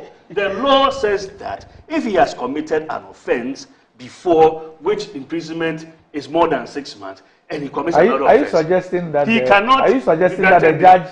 judge was bound by a 2-week remand? No, I'm saying he's answering a different question. We're talking about the fact that Oliver's case. Yeah, exactly. Now, it is germane and proper for you to say that his case has delayed. The argument I agree with you, because when I go to court, right, and even before Matipebu's case said that there's nothing like non-bailable offense, I had marijuana case against 3 people, all right, and I was able to make an argument that because the case has delayed, they should be granted bail. The judge agreed with me and granted them bail because the case has delayed. So that is a very good point you're making, which his lawyers must exploit. Because how can you, so it means that the case has not even progressed beyond CMC. No. CMC is what? Case management conference. Okay. That, of course, if you make that, I agree with you on that point. But to say that someone's freedom should be sacrificed, then how would we have a legal system operating, criminal procedure operating? And this has been in Parliament. If there's a need for it to be changed, it's for parliamentarians, not the judge. The judge has to apply the law. Now, back to the issue of 2 weeks. It is for these reasons why the same legal procedure makes room for appeals. And I've done so. I've done so several times, all right? Where if the lower court doesn't grant me, in fact, I'll go and make an argument that if, as I said, they'll grant you, but the terms is like they haven't granted you because you cannot fulfill that. I will go up, all right? There are instances where murder and rape, they commence at a very lower court for committal, all right? Committal, we have to get a report from the AG. The judge before who the matter has been brought has no jurisdiction over that case. But you have to start from magistrate court. So you always start those serious cases from magistrate court. For the judge to know whether there's proper grounds for you to now proceed to the higher court. Around that time, the judge is not seized the power to grant bail. So even at that time, the person is still incarcerated. It is still the person's freedom which is at stake. So if something has to be done about that, then probably all those laws have to be reviewed. So someone should bring a private member's bill, or the Attorney General must come. Maybe you know the Attorney General said he's reviewing the criminal procedure. Probably when he comes, you tax him that, what about this side and this side? All right, then okay. we can make We need to move on, but Eric Delaney Alifu, who's also a legal practitioner, says that the best practice in democracies is my best regard to Eric. Okay. Says the best practice in democracies is not to take demonstrators through the processes. Our friend, the lawyer, has explained on the considerations for granting bail. Demonstration is an important tool for protest in a democracy, so governments, including the courts, always try to protect demonstrators, even if some crimes are committed in the course of their protestation. They are not treated as common criminals. They shall be held in custody only if very serious crimes have been committed. In civilized democracies, if misdemeanors are committed by them, they are arraigned in court quickly and granted bail, or cautioned and discharged, or fined, or made to sign bonds in some cases. No civilized court remands demonstrators into prison and police custody for weeks, and no civilized democracy holds demonstrators in custody for weeks. It is tyranny and a bad attitude by Nana Akufo-Addo and Bawumia's administration to suppress freedom of association and speech and to intimidate citizens. Can I say this? Yes. MPP versus Attorney General. Right. It is where MPP as a party brought a matter to the court to say that the Public Order Act as it is against the Constitution. Because then the public order was that you needed to seek permission from the... It is MPP that got that. So why are you not doing things to make demonstration the cost of demonstration? Yeah, that's exactly what you're doing. When NDC did demonstration, not just in Greater Accra, nobody was arrested. Another demonstration occurred here. Nobody was arrested. And they themselves, the reason for their demonstration was for Galamsey, which everyone supports. So it is now what are we talking about? Talking about our criminal criminal justice system and all that. There's a case that for years was spoken about. I think in the last couple of years, I don't know if it's out of frustration or whatever. I've stopped talking about it. Although I think that it's also unfair to the gentleman involved. But your former national chairman, Mr. Paul Afoko. Yes. Remember the case of his brother, Greg Afoko? Yes. Okay. So even sends me this one. He says, Greg Afoko has been denied bail. Who sent it? Mr. Paul Afoko. Oh, okay. He says, look, Greg Afoko has been denied bail for 8 years, even though a judge had granted bail. But the police in contempt of court refused to release him after all the conditions had been met and verified by the courts. What about that? And this particular case, you remember they did a thing at the end of the trial. Yeah. Then they said they had arrested some other person who was on the run or something. Yes. So they decided to restart the case all over again. So they were like released and rearrested right there at the premises. As we speak today, we don't know the status of that case. He was granted bail. They met the conditions of the bail. Nobody will release him. They've gone to court and court. It's 8 years now. And that is under That's Ghana's criminal justice system. Under a supposed human rights lawyer. Randy.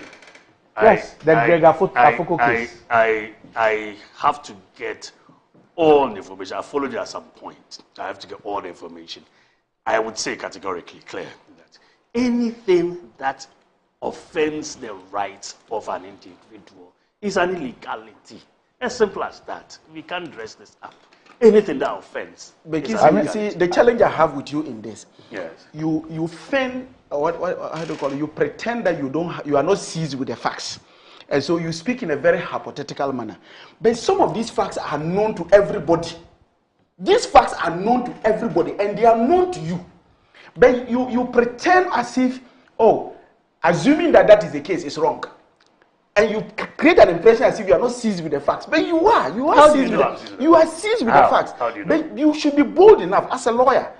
See, but that is what I've just done. You should be bold enough to condemn these But that's what I've just done. I'm saying that anything that offends be the right specific. These are generic comments. These are generic comments. You are saying that the police have not released him. He's fulfilled all the requirements. As a lawyer, I have to speak to those facts. I cannot be speaking to some reportages on social media. A lot of people do that and run away with it. One of your persons, I was going to see him. My client said, no, he used IV for more popularity. He came out to say a lot of things against my client, and then it wasn't the truth. And I had a document. The client said, no, this. So as a lawyer, as a law lecturer as well, and as a member of the legal director of the MPP, I have to speak to the facts. Maybe if you have made this a topic, you have come. These are the documents submitted. These are the things. Then we are speaking to the facts. For now, Oliver's case? For now, yes. You have put something out there. Now I'm saying anything that offends the rights of that is an illegality, and we cannot dress it up. How else frontal do you want me to be on this issue? Okay, so this country, I don't know. If you don't restrain yourself, you end up saying things that you probably don't say things. You'll regret tomorrow. Don't say things. We'll be back shortly.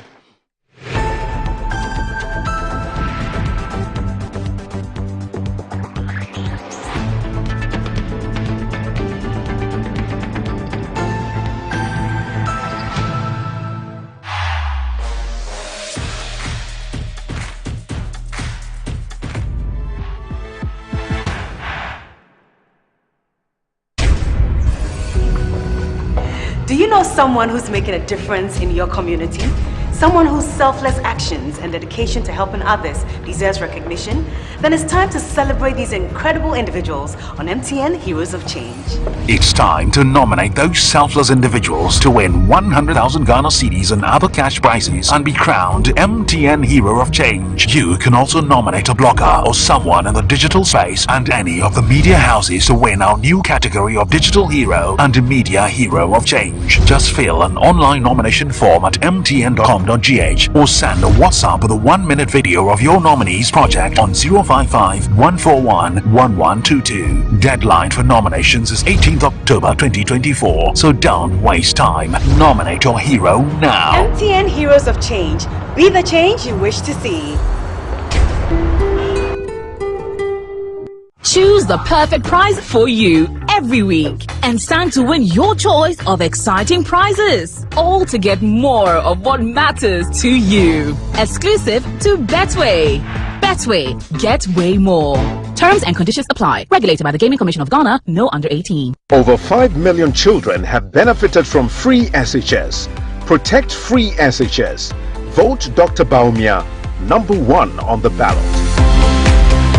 Experience the enhanced protection of Star Motor Third Party Extra from Star Assurance, an enhanced motor third party insurance policy that provides cover for loss or damage to your vehicle's windscreens, side mirrors, back glass, and other glass components. Whether it's a crack or major damage, you can drive with the assurance that your vehicle is well protected. Our commitment to you includes affordable coverage options and a claims process that is both fast and straightforward, so you spend less time dealing with paperwork and more time on the road. Also, we have proudly partnered with Hope for Little Lives, an organization dedicated to supporting children in need.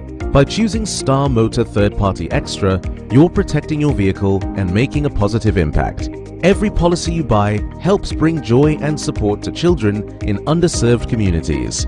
Reach out to us now on our toll-free numbers 0800-177-177 or 0302-245-906 to sign up. Let us help you drive with peace of mind and purpose. Star Motor Third Party Extra. Drive with confidence, give back with heart. Star Assurance, your solid partner. Choose the perfect prize every week and stand to win your choice of exciting prizes. All to get more of what matters to you. Exclusive to Betway. Betway, get way more. Terms and conditions apply. Regulated by the Gaming Commission of Ghana. No under 18. Ghana's biggest housing event, the Mikasa Home and Property Fair, is here. Whether you're looking to buy an elegant house, a cozy apartment, a home in a luxurious estate, or genuine land, come and meet over 50 top developers, home loan specialists, home improvement specialists, and get personalized expert advice on your home ownership journey. Also, join in informative and stimulating seminars with industry experts and get the chance to network all for free. And oh, there will be so much play and fun for the children at our Children's Arena. Date, 2nd and 3rd November 2024. Venue, Movenpick Ambassador Hotel. Time, 9 a.m. till 7 p.m. each day. Attendance is absolutely free. Headline sponsor, Gold Key Properties. Platinum sponsor, Clifton Homes. Media partner, City FM and Channel 1 TV. To exhibit at the fair, contact us on 050-168-0737 or info@mikasa.com. Mikasa.com, Ghana's #1 property website.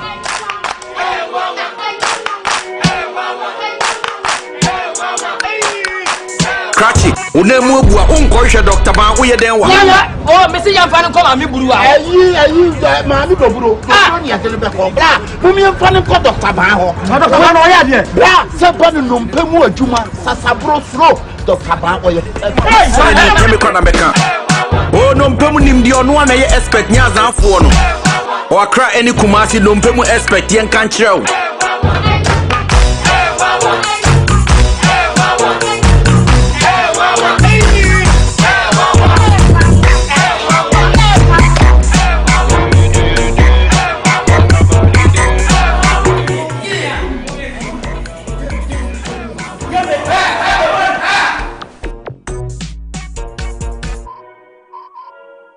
Hello, my name is Roland Walker. I'm here at Coastal Park.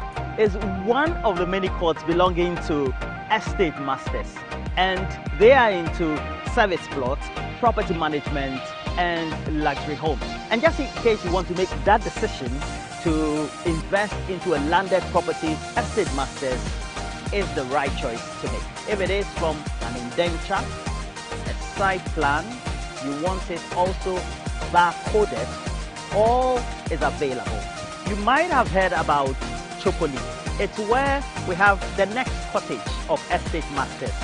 It is not only one of the thriving, but the most inviting landed property site for you also to invest in. We encourage you, do invest in the next cottage at Chopoli. It is just close to the yet to be demarcated airport. That also will be a valuable property for you to invest in. In a fast-growing urban environment like Accra, safety is as important as the air that we breathe. Hear the real stories from those who now feel safe like never before with Response 1. Hello Ghana, I'm Tommy Ananforson. Our homes are our sanctuary. But safety is not all about locks, fences, and cameras. This is where Response 1 comes in. Their advanced monitored alarm system just doesn't record crime, it prevents it.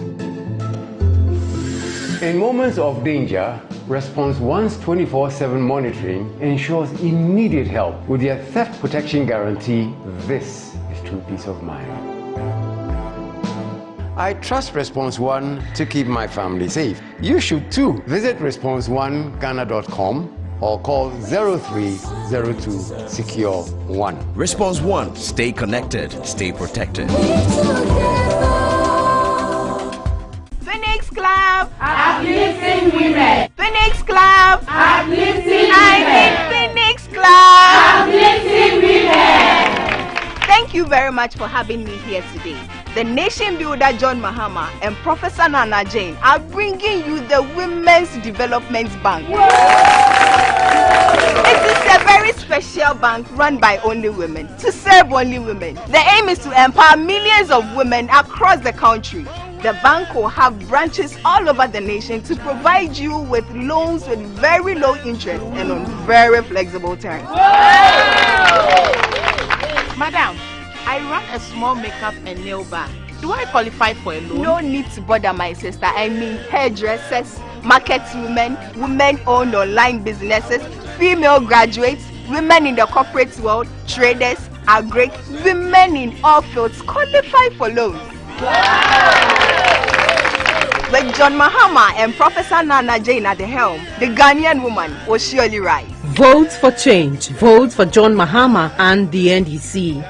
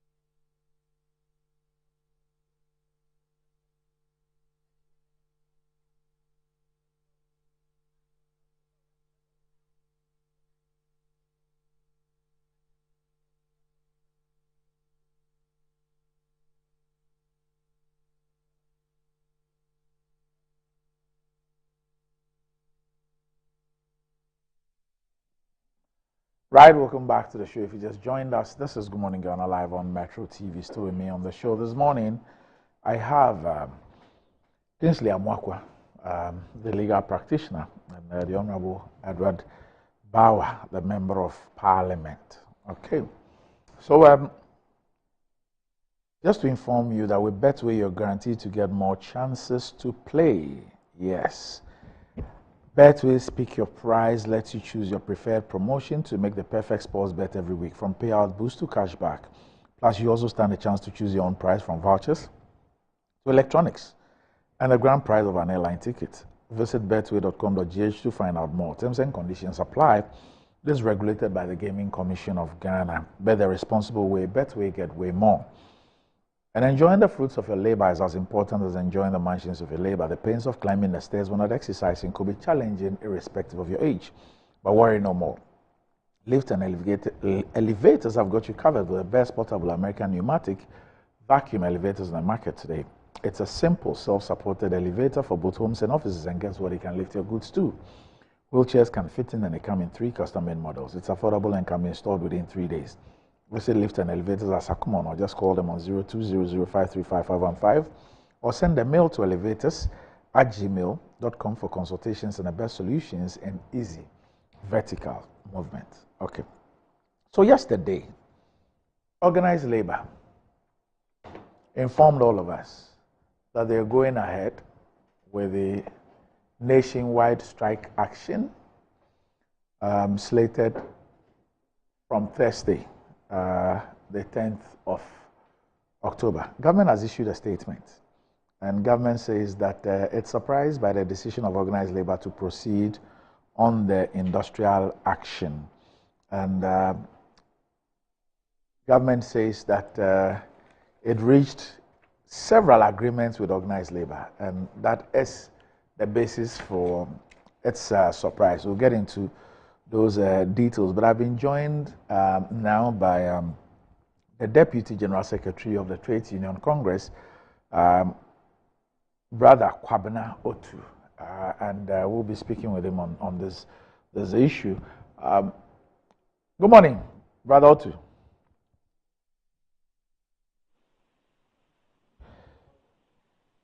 Hello.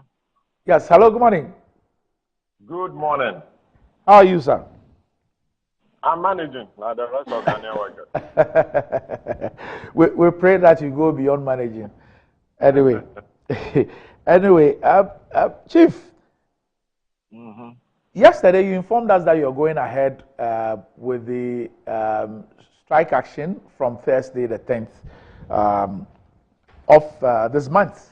Now, we've seen a statement from the Ministry of Information on behalf of government, and they say that they are surprised by your decision to proceed with this industrial action because they reached several agreements with you, and as far as you're concerned, they've issued a statement to say that they told you that when Parliament reconvenes, they will take the steps to revoke the LI 2462. They will ramp up the enforcement measures as far as the illegal mining in water bodies and forest reserves are concerned. The water bodies and forest reserves remain red zones for mining and all forms of mining water bodies, as well as reconnaissance, prospecting, exploration, or small-scale mining in forest reserves remain banned. And the law enforcement agencies of the state are fully mandated to read our water bodies and forest reserves. They said they informed you that Attorney General will collaborate with the Chief Justice to ensure swift adjudication of illegal mining cases. And also they support the call for all presidential candidates to sign a pact committing to the fight against illegal mining. And as a result of all this, they are surprised because as far as they are concerned, these were the issues that you raised, and these are the agreements they reached with you. So why would you want to embark on an industrial action? Okay, thank you. And good morning to your listeners and viewers. First of all, I'm also surprised, or we are surprised that they are surprised. Because actually, we didn't reach an agreement. We had a discussion, a very frank, and I would say productive discussion with the president. And if I remember correctly, even the president himself said that I know you guys, you can't take a decision here. You have to go back to your people. I remember the president made such a comment. And so what we had was a very fruitful, productive discussion. And the understanding was that whatever came out, we're going to send it back to our people because we couldn't have taken a decision without our people. And that's the nature of trade unions. We are very democratic organizations. So leadership is mandated to engage, but in the final analysis, the decision lies with our members. So that's what we did, and we didn't reach an agreement. Now, Kwabena, if I can call you that. Yeah, you can call me Kwabena. Right, okay. So Kwabena, organized labor had specific demands. Yes. One had to do with the revocation of the LI. Mm-hmm. Two had to do with the declaration of a state of emergency along where mining was being, illegal mining was being done in the forest reserve and water bodies. Then one had to do with the setting up of special courts to deal with the crime of illegal mining. Then you also had the issue of presidential candidates signing. I can put that one aside. But the key things that you give government a deadline to fulfill. Well, one, the LI, a revocation of same, the declaration of a state of emergency, forest reserves, water bodies where illegal mining was taking place, and then also the issue of the setting up of the special courts.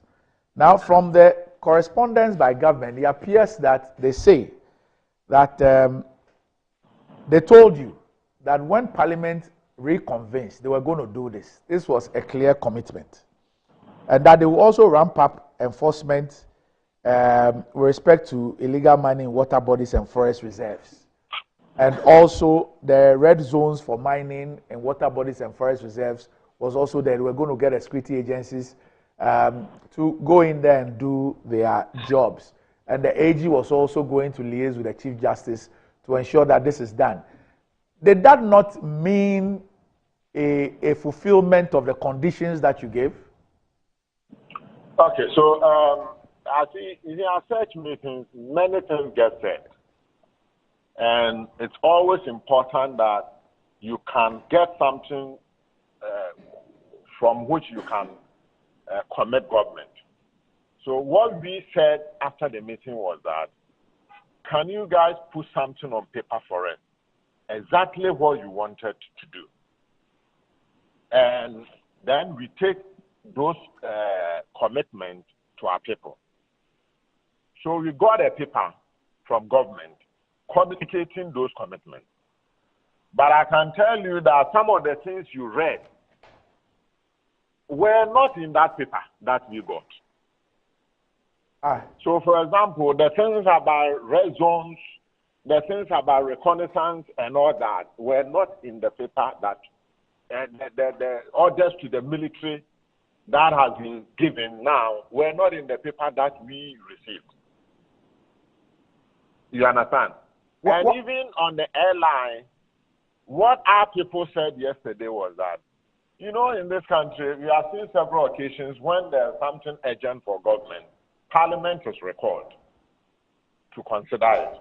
So what our people said was that, okay, why wait for Parliament to reconvene? Why don't you? And there was no deadline for us. We didn't know when Parliament was reconvening. Why don't you recall Parliament? But even in the absence of that, is it not possible from a legal point of view that the president who suspends the operations of the airline until Parliament meets to actually revoke it? And I mean, this is just an airline subsidiary legislation. It's not a substantive act. It's an administrative kind of thing. Is it not possible that for the president or even the minister to suspend it? So our conclusion from yesterday's meeting was that, yes, government has offered something. We had a productive meeting. Something has come out of it.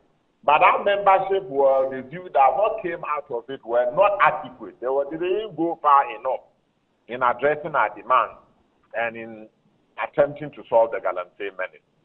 So our strike action or our strike notice still remains, even though we are still open for further engagement. What will avert Thursday's industrial action? That government goes further. So, for example, instead of waiting for Parliament to reconvene, today the President suspends the operations of the airline, for example. That we now see that full orders have been given to the military to police River Tra and the Brim Rivers and to attempt to remove all those excavators and bulldozers around those water bodies and the forest reserve. Then we see that really something is being done, something substantive is being done to curb the menace of Galamsey. Now, Doc, Dr. Otu, now, over the weekend and yesterday, we've received reports of divisions within organized labor. We initially heard of GMA, some rumors that the GMA didn't want to be a part of it. We've heard about some people from Kumasi who say that they are not going to be a part of it. Some newspapers and news portals have reported divisions within organized labor. That look, You even don't have your people on all fronts with you as far as this action is concerned. What are the facts?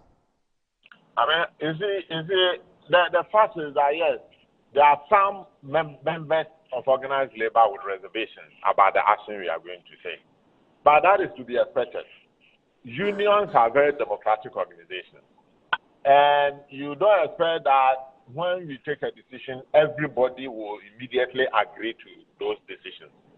But we also know that as democratic as we are, once the majority has decided, the rest, those that have reservations, will have to fall in line. And we continue to appeal to them that, yes, you may have concerns, but this is a majority decision. And remember that this is not the only decision we are going to take.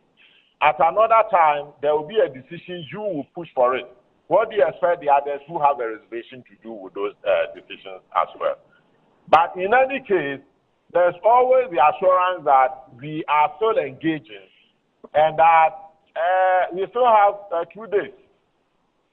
But if by the end of Wednesday, if government doesn't come up with anything substantive for us to call out the strike, we expect all our members to go by the majority decision. Now, Dr. Tu, before I let you go, I want us to simply recap exactly what you would expect from government to enable you call off this industrial action. I mean, one of them is a suspension, immediate suspension of the LI. Immediate orders to the police to go into those forest reserves and the river bodies, removing all those heavy equipment. In fact, even the court, we are now told that even contrary to what government put on paper, there are actually 4 designated courts for, for Galamsey cases.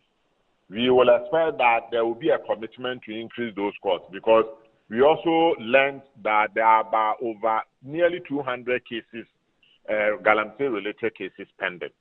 So a move to increase those number of sports will help. Okay. And then, I mean, a general attempt to even suspend some of the licenses that have been issued to people under this airline. We're told that on the day that you met government, the day you were engaged in a meeting on the 3rd, on that very day, 11 licenses were issued. We are yet to verify that. But if that is true, then it shows a lack of commitment to the fight. You understand? But as I said, we are yet to verify that information. All right. Okay. So, Dr. Kwabena Nyako, Deputy General Secretary of the TUC, thanks a lot for joining us. And I'm sure that we'll get in touch between now and Thursday if there are any developments. Okay. Right. Thank you. Okay. So that was Dr. Kwabena Nyako, who is the Deputy General Secretary of the TUC, and it has to do with the impasse between organized labor and government. Yes, the organized labor told us we're going ahead. We've seen a statement from the Ministry of Information where they express surprise by the decision of organized labor to proceed, and that's what led us to speak with organized labor with respect to this issue. Now you've heard them. Eddie, let me start off with you. They say that some of the things that are even contained in this Ministry of Information statements, like ramping up of enforcement measures, red zone, the law enforcement agencies to read the water bodies and all that, were not even contained in the written thing that they were given. And they've also raised an issue that as far as they are concerned, this issue of waiting for Parliament to reconvene and others doesn't demonstrate commitment, because as far as they are concerned, the President can go ahead and announce a suspension, which then will be a directive to all the institutions not to entertain any issuance which will be within law until Parliament reconvenes. And of course, they even said that, look, if the President is so minded, he can recall Parliament. If he thinks that it's urgent and it's important, he can reconvene Parliament to deal with that specific issue. So those are the issues. And they said that on the basis of that, they do not see that their membership, majority of their membership do not think that there is the commitment. And that's why they're going ahead. But of course, they say between today and close of day tomorrow, government has the opportunity to do the right thing. Yeah, thank you very much, Randy. Listening to the Deputy General Secretary of TUC, I sensed dishonesty on the part of government. And I can understand when Labour makes the point that, look, we've had a meeting, we've had a very productive meeting, but whatever we have discussed, put it on paper. And it's usually common because, again, somebody who has led students before, sometimes when you go to negotiate with authorities, and you have to go back, because remember that you are representing a huge number of people who are behind you. Most often than not, what you agree on by verbal exchange, you will insist that it's put on paper, so that at least you know that this is exactly what you agreed on. So I can understand where Labour was coming from when they indicated that they wanted whatever was discussed at that October 3rd meeting should be put on paper. And from what the Deputy General Secretary is saying, it simply means that what was put on paper to them simply is different from what has been issued by the Minister for Information on behalf of government as to the terms or whatever was agreed upon. But Randy, let's first even just look at even the statement that was issued by the Minister for Information. You will recall that when we had COVID, I still recall very clearly what the president said, that you can bring back an economy, but you cannot bring back lives. And therefore, he was going to do whatever it took to be able to ensure that Ghanaians were saved. Indeed, he put up certain conditions, or there were certain measures that were taken by government that were measurable. There were things you could look at and say, this is exactly what he intends doing, this is what the government intends doing, this is what the government intends doing. Indeed, they got Parliament to, as it were, you know, the executive powers and other things that were given to the president to exercise, to the extent that it even compromised the freedoms of individuals. But Ghanaians were ready to go on with that because of the fact that it had to do with safety.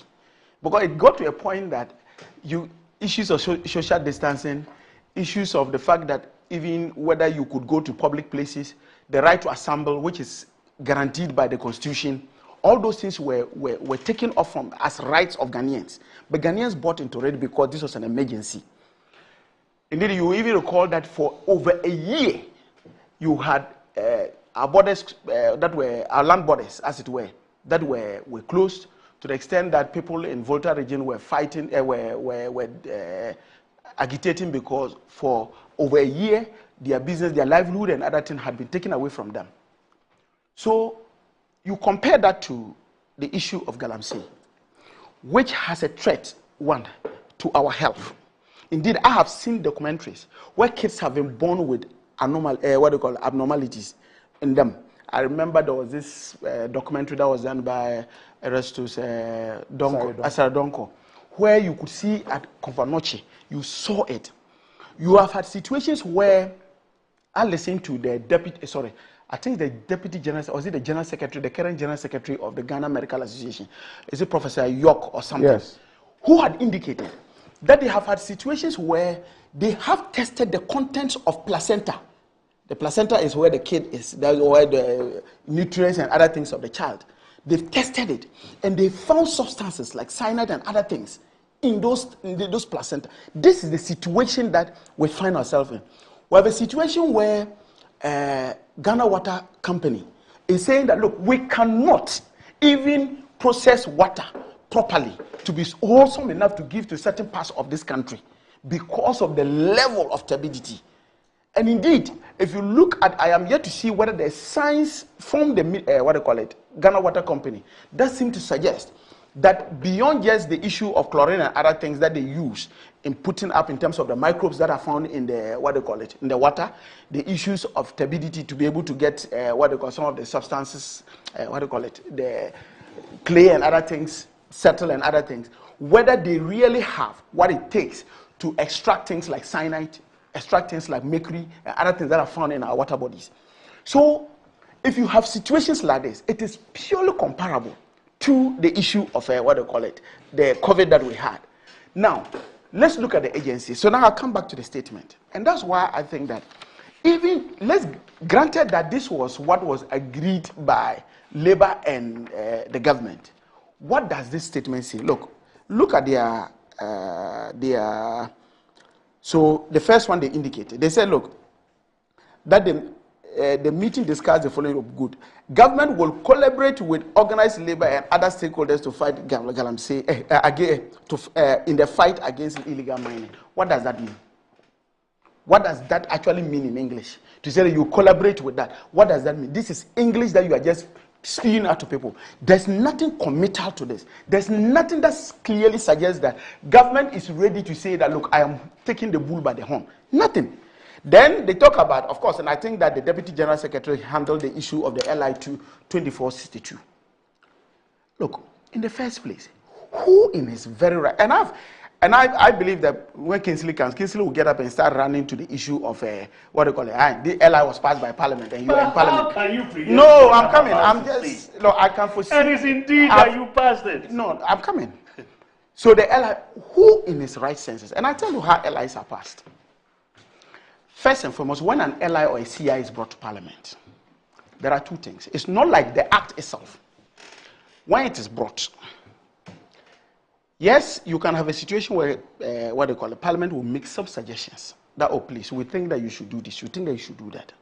The Parliament does not have power unless 2/3 of parliamentarians in the plenary vote to say we are kicking out this.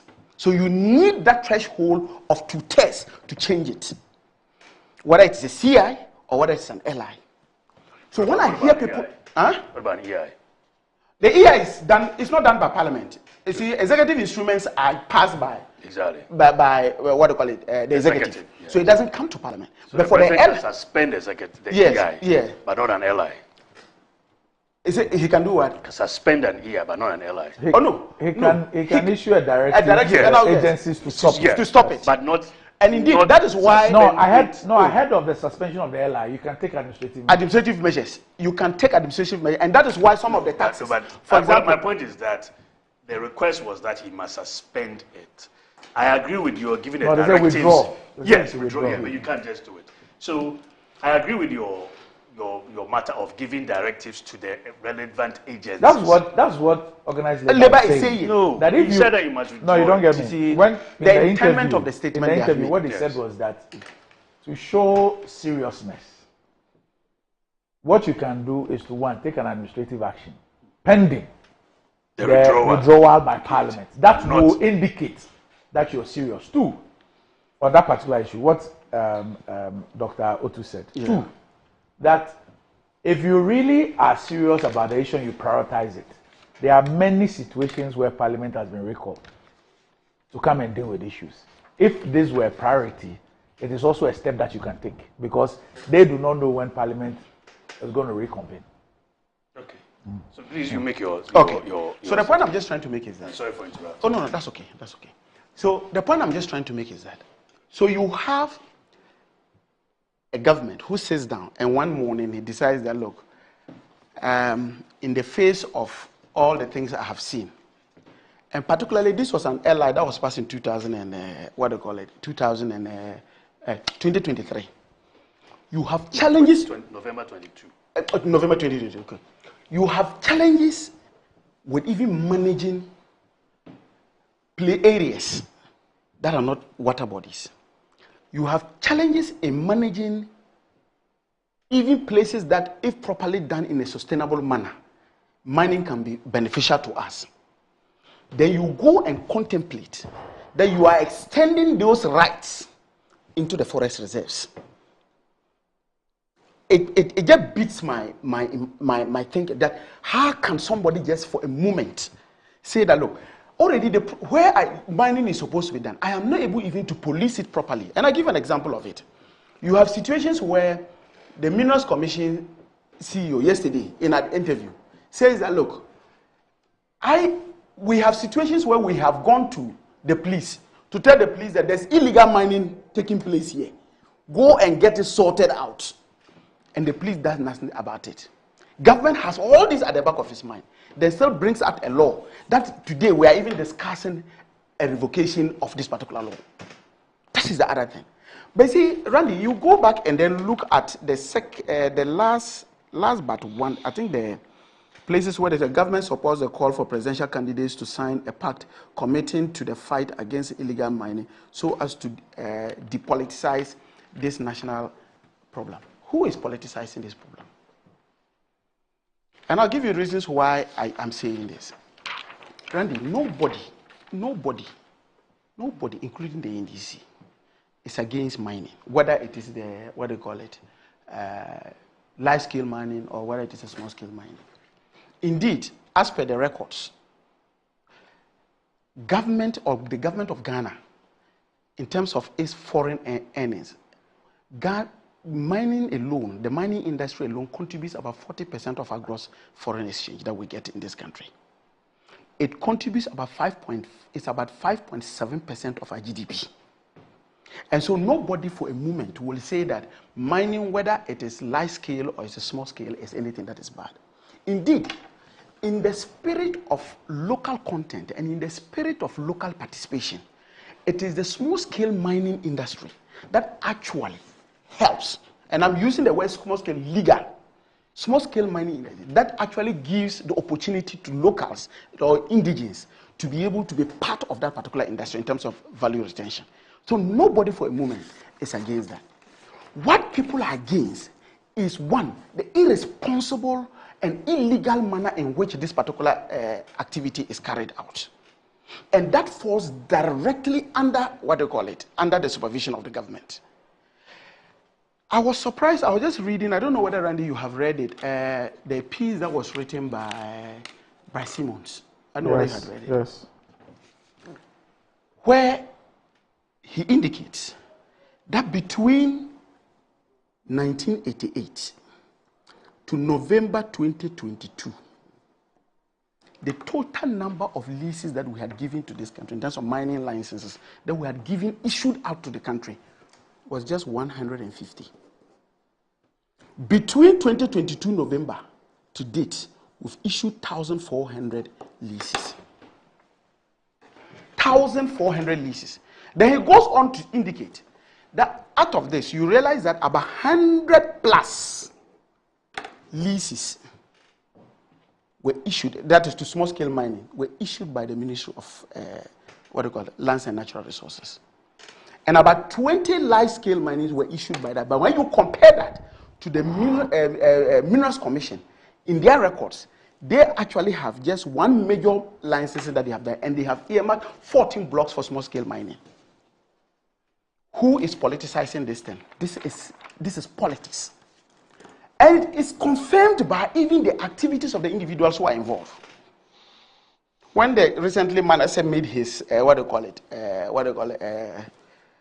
expose on the people who are involved in this, you have your original chairman of the NPP. His name was mentioned, that his company was involved. And indeed, this morning, just before this, I was having a conversation with Randy, and I said, we were in Koforidua where, at that time, mines was part of energy. You know, we used to have a committee on energy and mines. So we went to Koforidua. And I had indicated, I said, look, there were two issues that I had. And the two issues that I had was, one, had to do with the issue of the Akonta mining. I had said that, look, there was a clear indication that there was activity going on in the forest reserve by Akonta mining.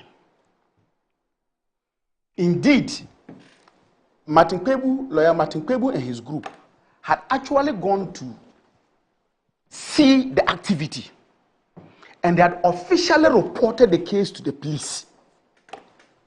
As we speak now, nothing has been done about it. Then I asked the Minerals Commission Chief Executive, what do you have to say with that? His response to me was that, oh yes, one thing they know is that they have not issued any license to Akonta mining. However, even if they are mining in the forest, it doesn't fall under their jurisdiction, it falls under the Forestry Commission. I believe today, if you were to ask him that the water bodies, that they are mining in the water bodies, and you ask him, he's going to tell you that it falls under the Water Resource Commission, and so it doesn't fall under him.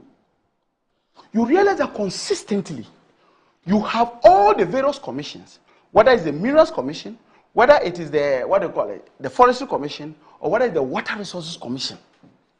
Everybody seems to be sitting there and watching because it is somebody else's responsibility. You have a government that has a responsibility to protect our environment, not only for the people today, but even for people yet unborn. We are talking about situations where, now, if you look at the levels, and you see, the president made a statement that was very profound, in my opinion, that he will follow the science. You remember the COVID time? He will follow the science to guide him in his actions.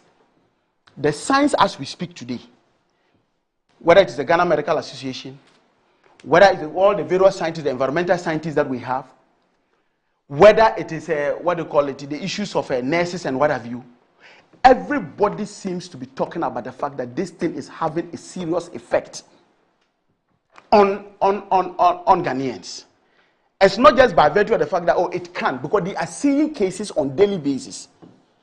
The number of kidney cases that are now increasing in this country. Kids who are born with deformity. Placentas that are tested and found that you have substances like cyanide and mercury in the placenta. And then you have a government who comes to tell you in issuing a statement, issue such a lame statement, and says that government will collaborate with labor unions to fight galamsey.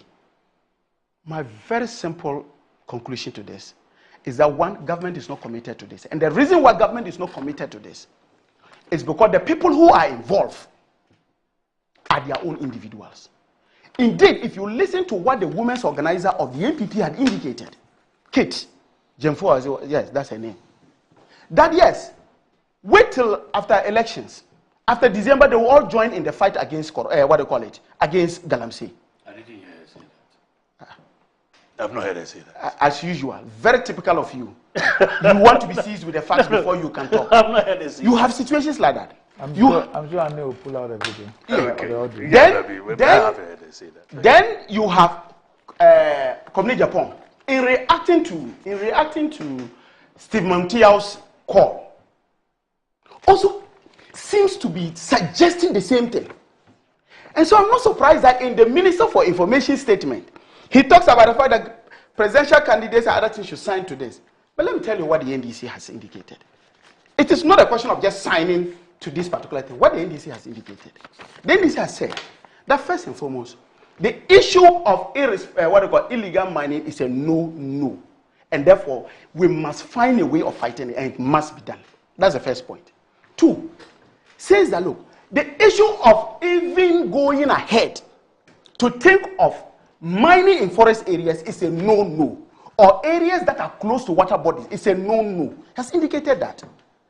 Look, today, you realize he had made, and I remember this was in Alisa, when somebody asked him, when we're dealing with the issue of, we tried expatiating on some of our policies that we want to bring in the energy sector. Somebody asked him a direct question about this issue about illegal mining and how he was going to do it. He said, look, we have University of Mines, the Takwa place. What's the name again? The Park Grant University. Yes. It's not called what? Park Grant. Is it Park Grant? Everybody's confused about names now. So,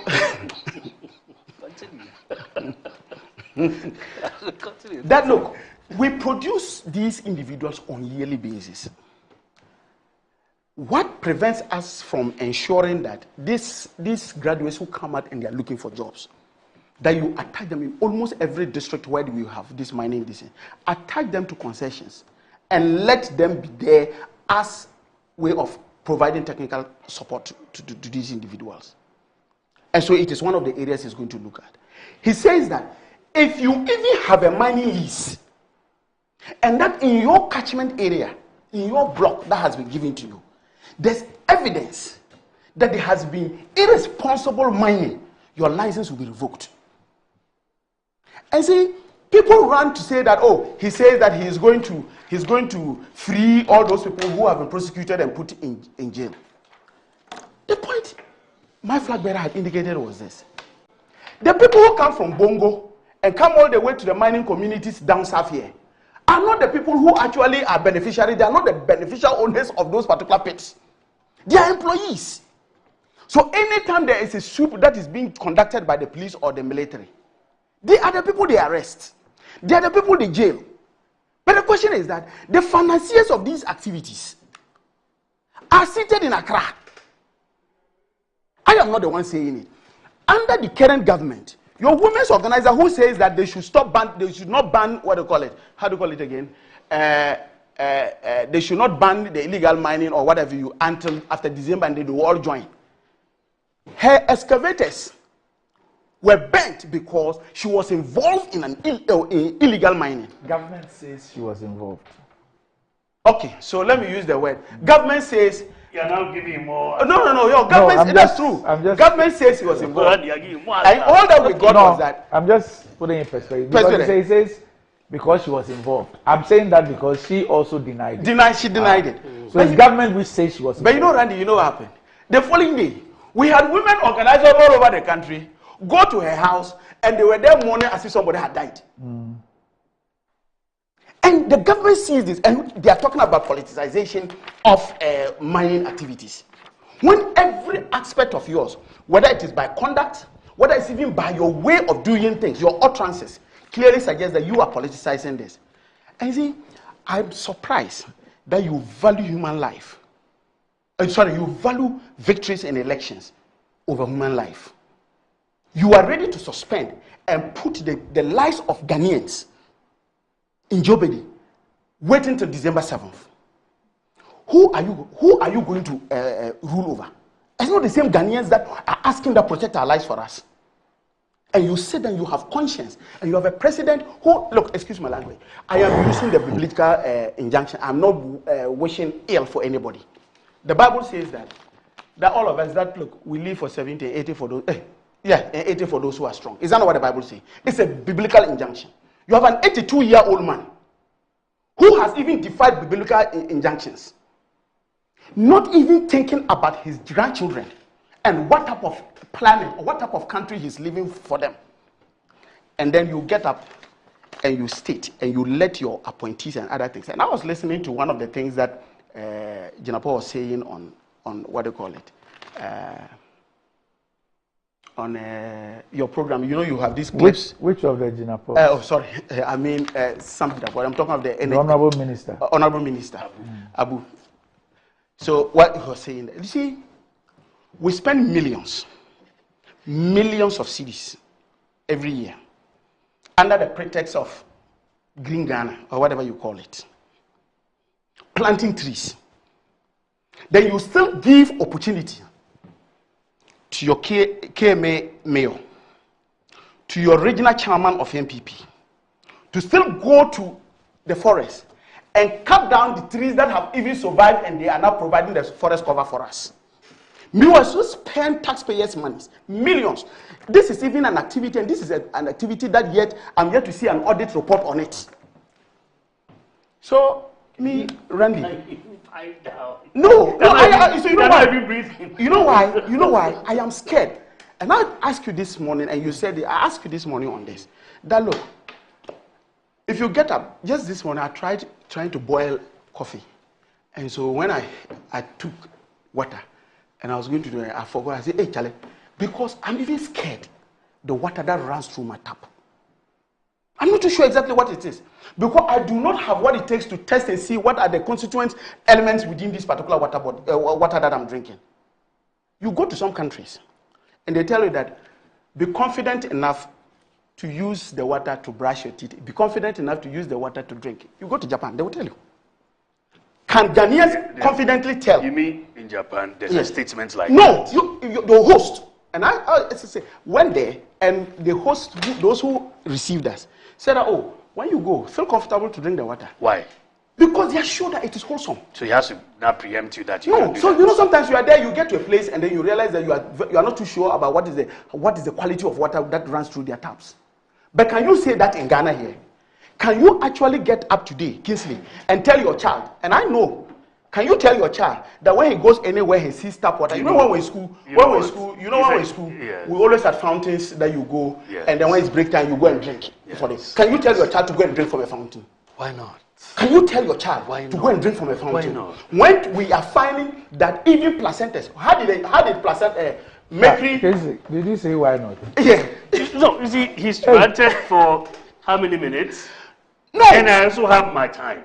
So I'm waiting for him. Yeah. He's asking me direct questions. Yeah. And so I'll answer the why not. When is my turn? It's no. As simple as I thought you because said you are saying that you have made a categorical point. I thought you meant that you drink tap water in your home. Why not? That's what you Listen, you have made a categorical point that the waters flowing from our taps are unsafe. Do you have any empirical evidence? Let me give you the evidence. Let me give you the evidence. Empirical evidence that the you water do not have flowing.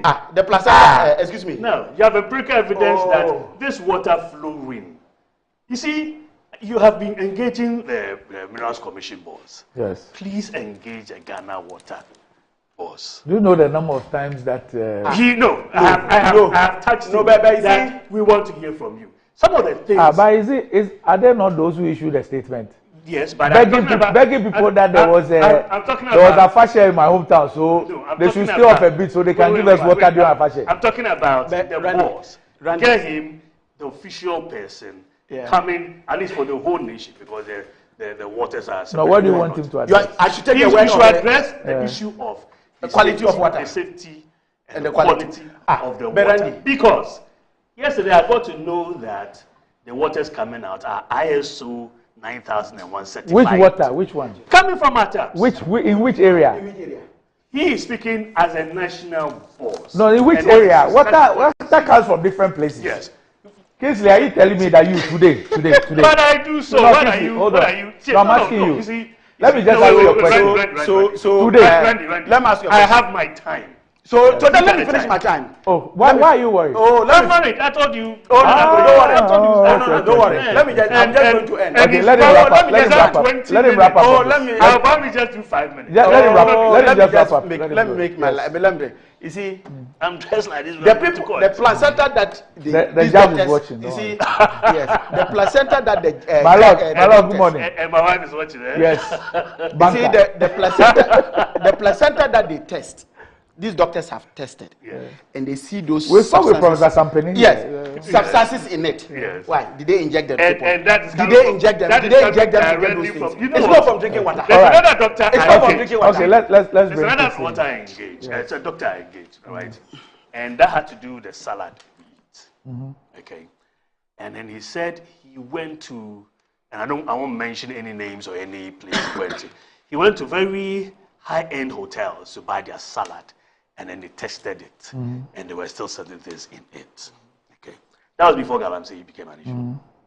Now, for what I know, and as I say, engage him, and I want him come out, speak to the issues, because you see, what I know is that yes, we have Galamsey as an issue. We are all trying to see the best way forward. Because we are getting to election, he said 60 days, right, to election. And because NDC's messages have not been flying, they come up with something, it doesn't fly. Come up with this, it doesn't fly. And this is so germane. This we can see the pollution, we can see the effect. It looks like, and if I'm wrong, I'm wrong, but it looks like NDC's banked all his hope on this. So even when we say, let's not politicize it. And he say, oh, you have done it, and therefore we are also doing it. And look at what he was saying. I say you are doing it. Yeah, but you haven't said you are not doing it. That's my problem. Say, show me why you are not doing it. Because even when in 2020 there was a ban, right? And I will say this. Obin and the other guy, I keep on forgetting his name when I come on air, was the one who was able to go to where the mining centers are and gather the people. And gather the people. And said that when we come. Who said? Kwaku Wine said that, and he was standing there with Obin, and Obin didn't say anything against that. That when we come, you go back to work. Then what the president said is that those who have been arrested, they've only arrested our people. That is division. Who said they've only arrested our people? Well, President Mahama. Where did he say that? The statement, should we play it? Yes. Let me send it to you so you play it. Yes. Because the only response I get from this is that it was doctored. Nah. Because you see, Nana Akomia. Yes. And I have discussed this issue. I've played the video 3 times. That is why I asked you, are you sure of what you are saying? Yes, I am sure. We have the full video. I can play it for you right now. But not to labor this point, you see. I'm not right. No, we can watch it, but you see, I must come to my main point. Not this your attempt at dragging us to, because the things I am talking against, you are now inviting me to come and do it. To play this one said it and this one said that. I am saying we have moved from that to making it a national issue. NDC, please. We have said, come and commit to depoliticizing it. F, are you now sitting on air telling the whole Ghana that you are refusing to do this? Granted that the executive powers... There's only one government. Granted that the There's only one government in Ghana. Granted the executive powers are with MPP. Yes, it's only one government. And another government and what? Yes. We are saying that come and sign that going forward, the fight against illegal mining is to be depoliticized as a national problem. You are saying you won't do it. So what is the effect of that? And then...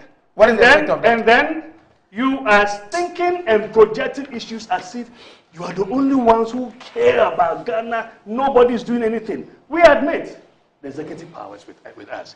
When you spoke to Dr. Otu, Kwabena Otu, I was so encouraged. I was so encouraged because he uses phrases like productive discussions with the president and fruitful and productive discussions, right? And then he said that, and you asked him, so what would you want to see so that you stop? It means that he didn't say, we are not going to stop anything. He says, I want to see some pointers. The government also said that, the last paragraph 3, in light of the above, the government is surprised by the decision to proceed on industrial action from the 10th. Government will, however, continue to engage. And you're saying this is labelless and colorless and without shape or form or whatever. The government is saying we will continue. Here's what he said. It means there's more room for engagement. The government is saying we will still continue to engage. He's saying that to engage organized labor and other stakeholders in a constructive dialogue to find solutions to this national menace. It's a national menace. There's still more room. Now, he's even saying that there are courts for Galamsey, right, specifically set up. Until then, the idea was that we now have to compel them to set up courts. The courts are set up. Matters are ongoing. When this gentleman, with this journalist, him and his friends arrested those 3 Chinese, they were saying, because it's your media and it's not your media. Oh, it doesn't matter. It doesn't matter. It's okay. news. Okay, News, great. yes. So I think we're quite free for also. With the angel. With Angel. Okay. Right. I know he's listening to me. Tonight he's meeting me in class. Okay. Now. Or is your student? He's my student, okay. Yes. So and frightening. No. I'm not sure he even wants their father is a student out there. Anyway. Now, education is good. Yeah, it's good. And I really appreciate the fact that he's trying to get more education. Now, I applauded him in the class that what you did is honorable. It will go to what the did police. He do? I think he said he was passing by and then he saw certain activities which made him sad. So he went there. He went there, he arrested, he saw like these a 3 citizen's arrest? Yes. Okay. 3 Chinese and brought them to the police. And asked him, so have you followed up as to what is happening? And so there's a court in that area, which means courts have been set up. People are arrested. We've already established on this platform. I'm sure it's referring to a district court or a circuit court. Yeah, it's a district court then. When someone is arrested, we've already established that the fact that you've even caught him in the act doesn't make him guilty. He has to go through the system. So, and the fact is that there are a lot of these happening. I've seen a lot of these cases. All right. So it's not that actions are not being taken by the government. Clearly, for the people of Ghana, if they see clean water, that's when you'll be relaxed. And to that end, steps are being taken towards that. I am glad. Remember, was the last 2 weeks? I sat here. Mm-hmm. See, when you were talking. Oh, sorry about that. There was no chorus. Sorry about that. When Randy is talking, cry, you are making chorus. Oh, sorry about that. Sorry. He sings, no, that you respond. Please, relax. Now. It almost made me forget what I wanted to say. Now, yes. You see, this LI, okay. Again, you were already playing a defense before even attack. It went through your house, didn't it? Okay? And then you were saying that after 21 days, because you can make commentary on it, we want to see the comments that you made, that some of you made. Is in the Hansard? We don't know. How is it that it went through? 2022. Okay? Now you are making it an issue as if... Why do you decide to focus? I'm not saying that Parliament doesn't have a responsibility. Yes. But why do you decide to focus on Parliament as against the executive that conceived the idea, that developed it, that decided that this was this was worth becoming law, and therefore we go and lay it in Parliament? Yes, because I've just been told, let me just add, I've just been told that prior to the passage of this LI 2460, and you will know because you teach in that area, prior to the passage of LI 2462, there was a national policy that only 2% of the entire production forest reserve would be explored or mined. No small-scale mining was to be done in the forest. You required a strictly conducted forest entry permit to be given by the Forestry Commission before your application will be processed by the Minerals Commission. It was a tough permit to obtain. The LI 2462 is unconscionable and has no place in Ghana. Who's sent the message? This is from Dr. Tony Obin. Okay. Yes. Now, I cannot talk about it without talking about Parliament's rules. So I'm not saying you cannot. Yeah, I'm just, I'm not focusing on that. I am, because he's made a lot of political, attempting to politically gain some mileage because he's saying that someone brought it and whatnot. Now, any of such allies that are brought is brought, for this one, it was sponsored by the Ministry of Sanitation, right? It has to make sense before they pass it. If there are abuses... No, but allies, just hold on. Yeah. Allies, once they are laid... Yeah, 21 days. Because, and that's what made it doesn't mean that they don't talk about it. No, listen to what I said. The issue is... Wait, you can't no, you have already said 30 minutes. I kept quiet. You see, if you wanted me to oppose it, you can garner the 2/3. How you Ghana the 2/3? Why not Ghana the 2/3? Are you telling me? The people of Ghana that excuse me? All the matters that have come to us, all of you have agreed on, it was that difficult. So listen. The matters that come to Parliament, all of you agree on that. 100 of you said once I kept quiet for you. How are you going to get this done? I expect you to also. But you tell me quiet and talk. I invited you. The cameras are here. It was me that you were talking to. Some of the I intend to make sure you can talk to me too. To make sure you can breathe. I intentionally looked at so that you know that you're not talking to kids, you're talking to the people of Ghana. So say it now. You see, he is saying that not all of these things were in what was given them. Right now, the fact that the government has even gone further than what was given them, I think is a plus. No, they said that you engaged us. Yes. The commitments that you reach with us, we want you to put it on paper so we can go and engage their members. Yes. And they are saying that I don't think that's what he said. I think he said the president said you can't take a decision here, go and discuss it. Yeah, and he said they requested for those things to be put on paper. Can we get a copy of that? No, we can. But I'm just saying. I think that then we can. No, you are referring to what he was saying, and he says that there are things here. The point is that the Ministry of Information is communicating to the good people of Ghana and telling the good people of Ghana that this were the things that they agreed on with the people.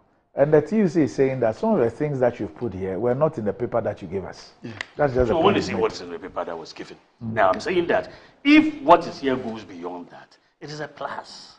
It is a plus that there are attempts at, the government will take steps to revoke this. You want timelines. Fair to say you want timelines. You want Parliament to be recalled. And Randy, whenever I come here, when there's a concession, which makes sense, you know I always do that. That one is a fact. I always do that. So it is proper for that. I am sure at the time laying that airline, there would have been good reasons. If it's resulting in abuse, in fact, when Abu Jinapo was talking on, I think he was talking to some CSOs and some people, he said that the permit, because even he has a when he goes to the forest reserve, he needs a permit. So the permit should be enforced. Okay. Now, we have reached a point where people will not even be listening to these nuances and final details. So, okay, government, revoke this. It's on its way for revocation. I think it's a plus. Now, what is on its way? Oh, government will take steps to revoke. Kingsley. Yes. Kingsley. Yes. Labour, the first time they asked government to do these things was in August. And they gave government 1 month. It was August. So now you want us to operate a system where I will give deadlines, you must comply or else. That's not how it's done. It is through concessions and negotiations. No. So you cannot, yes, but nobody is disputing that. If you make serious categorical statements that all the water we are drinking are not safe, it's not a fact. It's not a truth. Kingsley, the question I'm asking you, why I'm asking you that is, yes, if a government is committed to withdrawing an ally, 6 weeks is too little a time for government to still be considering or working towards. If government wants to instruct the security agencies to go read the forest reserves and the water bodies of people who are engaged in an illegal activity, yes, 6 weeks is too little a time for those instructions to be given. Is he Randy? Maybe just for your information. No, I'm giving you information. Wait, Mr. Koros, wait. All I respond, wait. You see. So, Mr. Koros. You see, that's how you waiting for. And he says, no, you have said your piece. So I'm going you speak again. You speak. I'm not the moderator. You see, right. When you remember when I was here, was it 2 weeks ago or 3 weeks ago? I said that I want to see at least the water bodies. That's the same point here under D. Water bodies, for example, remain red zones. Okay? And all forms of mining in the water body. You see, when you are saying ban galamsey, the position of the law is that you cannot ban what is illegal. So enforce. So, for me, the take-home is that between now and the 10th, if civil society wants to see things that will get them to change their mind, and I am very hopeful when it says productive, fruitful, it means that there's mileage in that. And I'm very hopeful that they will rescind that decision based on steps to be taken. So between now and then, we want to see these steps being taken. Between now and close of day tomorrow. Yes, and I'm hopeful at least. If we get at least, oh, please. So what couldn't be done in 6 weeks can be done in 36 hours? There's not what could be done. So even if, you see the way you are putting it, it means that even if it's done, you, Randy, will not be happy. Oh, how? Yeah, because the end of the end game is that the steps are taken. Didn't you hear me ask organized labor 3 times? And I came to what they would take? Exactly. Yes. Because you see, and then the fact that Ghana Medical Association. Because when does the industrial action affect all of us? Exactly. Especially Ghana, and I'm glad Ghana Medical Association is thinking about. You are glad. I'm glad. You are not sad that you expect government to take a decision in 36 hours, something that they had 6 weeks to do. Because if the doctors go on strike, that's doom. That is so bad. No, but equal to any other person. Let me ask you a question. Yes. I beg you. And I bet you, after you've asked this question, yes, there's someone sitting in Ghana. This is what Randy Grillski, that is what you'll be reporting. As for those ones, sometimes you must live with them. At times, initially, but now people together say, oh, this is what you must live with them, Yes. It could be, sometimes it takes things out of context. Exactly. You spoke for probably 5-6 hours, they take just a minute of it and it distorts I can understand. My question is, if I look at the demands of organized labor, I don't see anything about those demands that will even take 5 days to resolve. I don't see any of them. Any of them, I don't see. That it will take 5 days. 5 days. If anybody is committed to resolving them. I don't see any of their demands. That should take 5 days.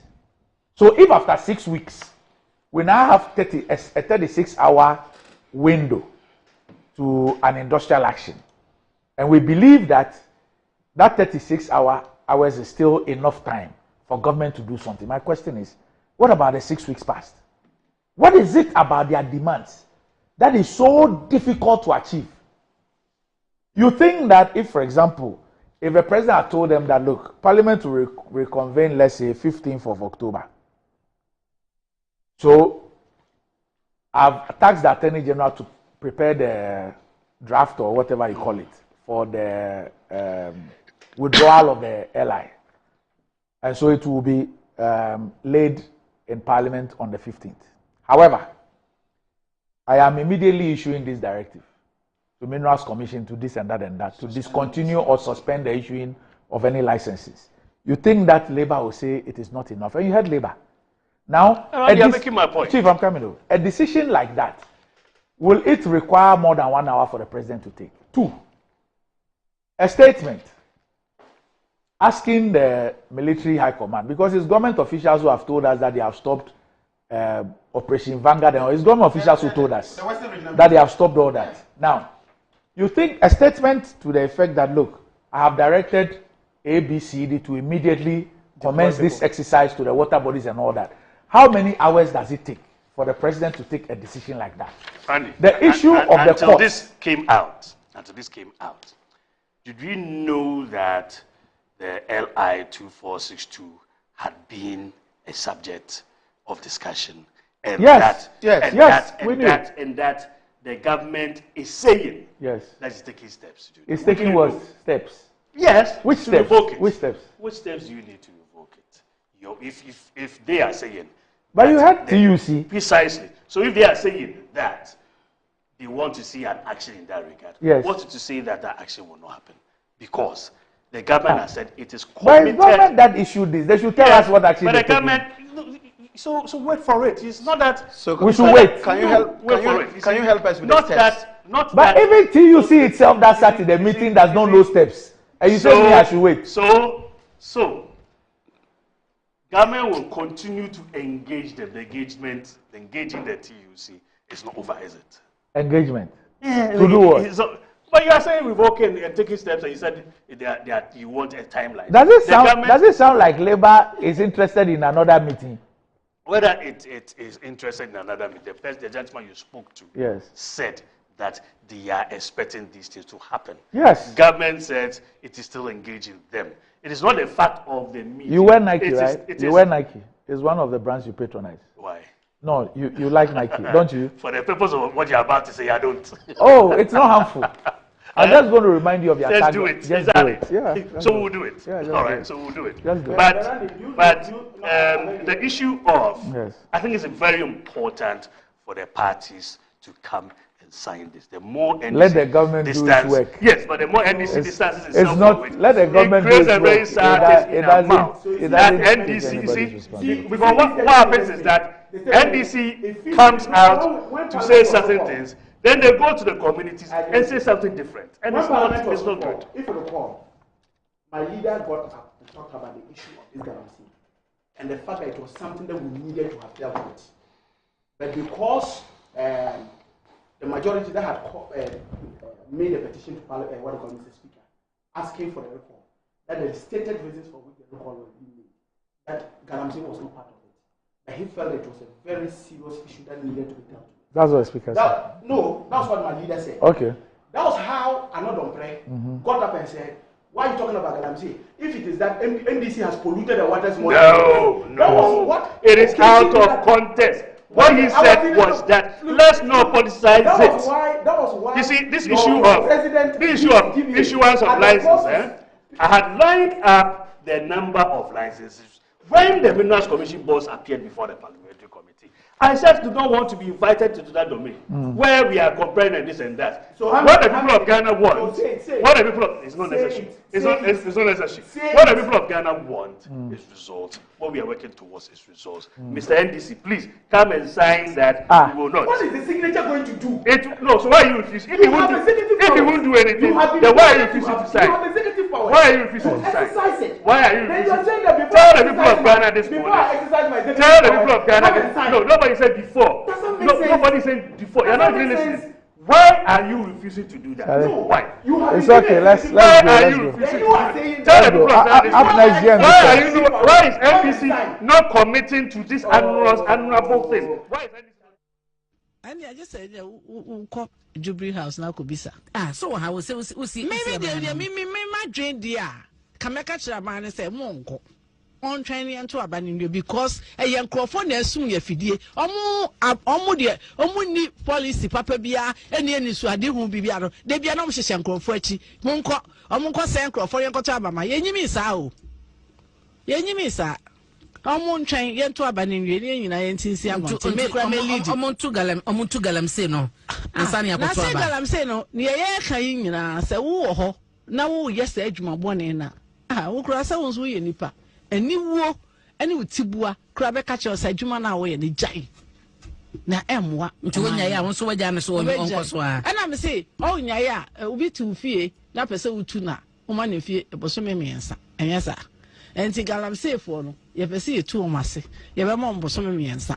No more dear Bobo, no more fear. And no more strategy. And yeah, strategy, and no, yeah, almost demonstration, almost strategy, almost by answer the home. Mammy, the pacho, Miniaba, Miss Rahofe, Mini.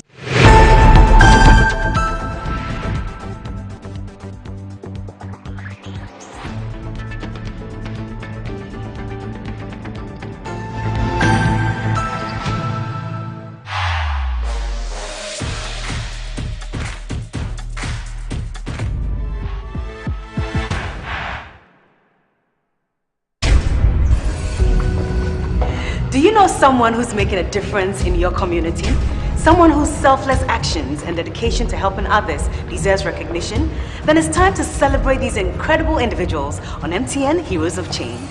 It's time to nominate those selfless individuals to win 100,000 Ghana cedis and other cash prizes and be crowned MTN Hero of Change. You can also nominate a blogger or someone in the digital space and any of the media houses to win our new category of Digital Hero and Media Hero of Change. Just fill an online nomination form at mtn.com.gh or send a WhatsApp with a 1-minute video of your nominee's project on 055-141-1122. Deadline for nominations is 18th October 2024, so don't waste time. Nominate your hero now. MTN Heroes of Change. Be the change you wish to see.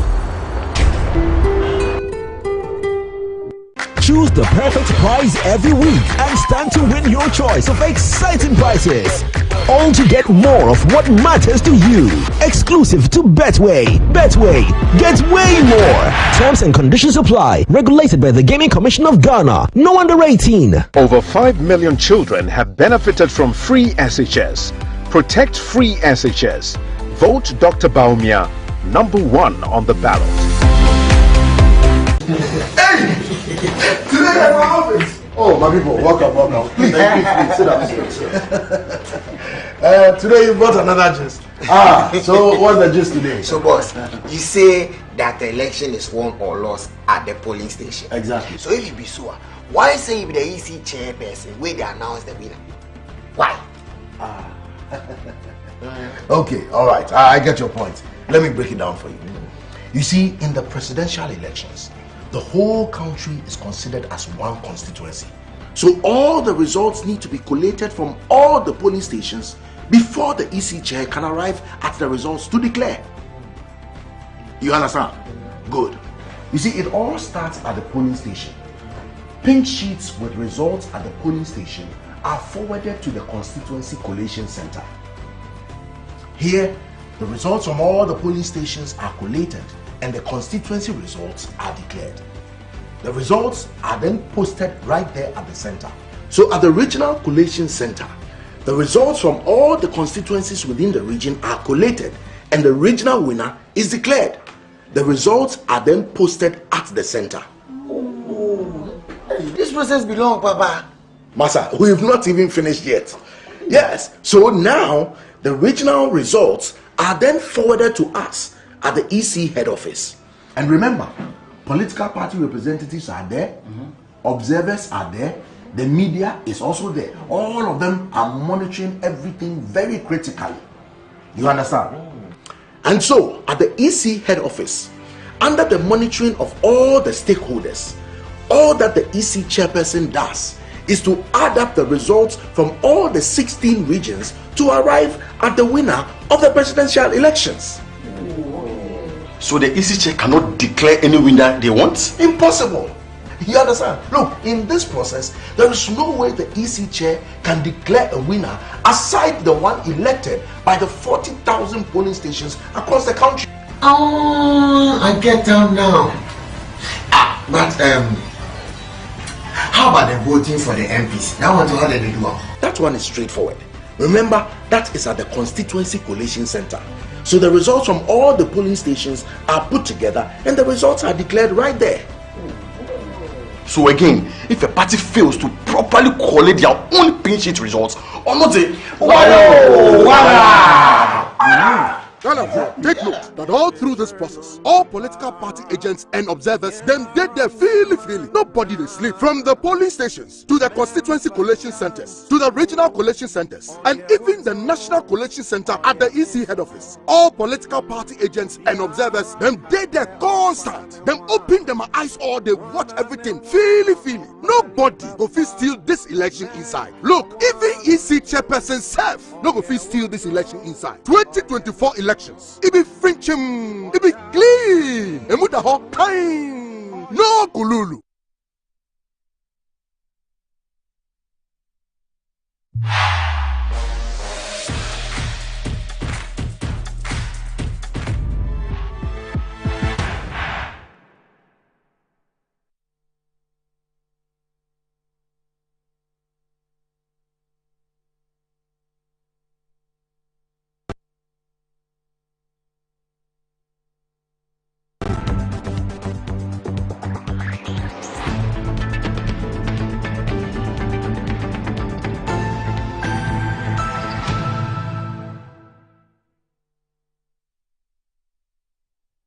Right, welcome back to the show. If you just joined us, this is Morning Ghana Live on Metro TV. Time to check out what is trending on social media with Desi, the star boy.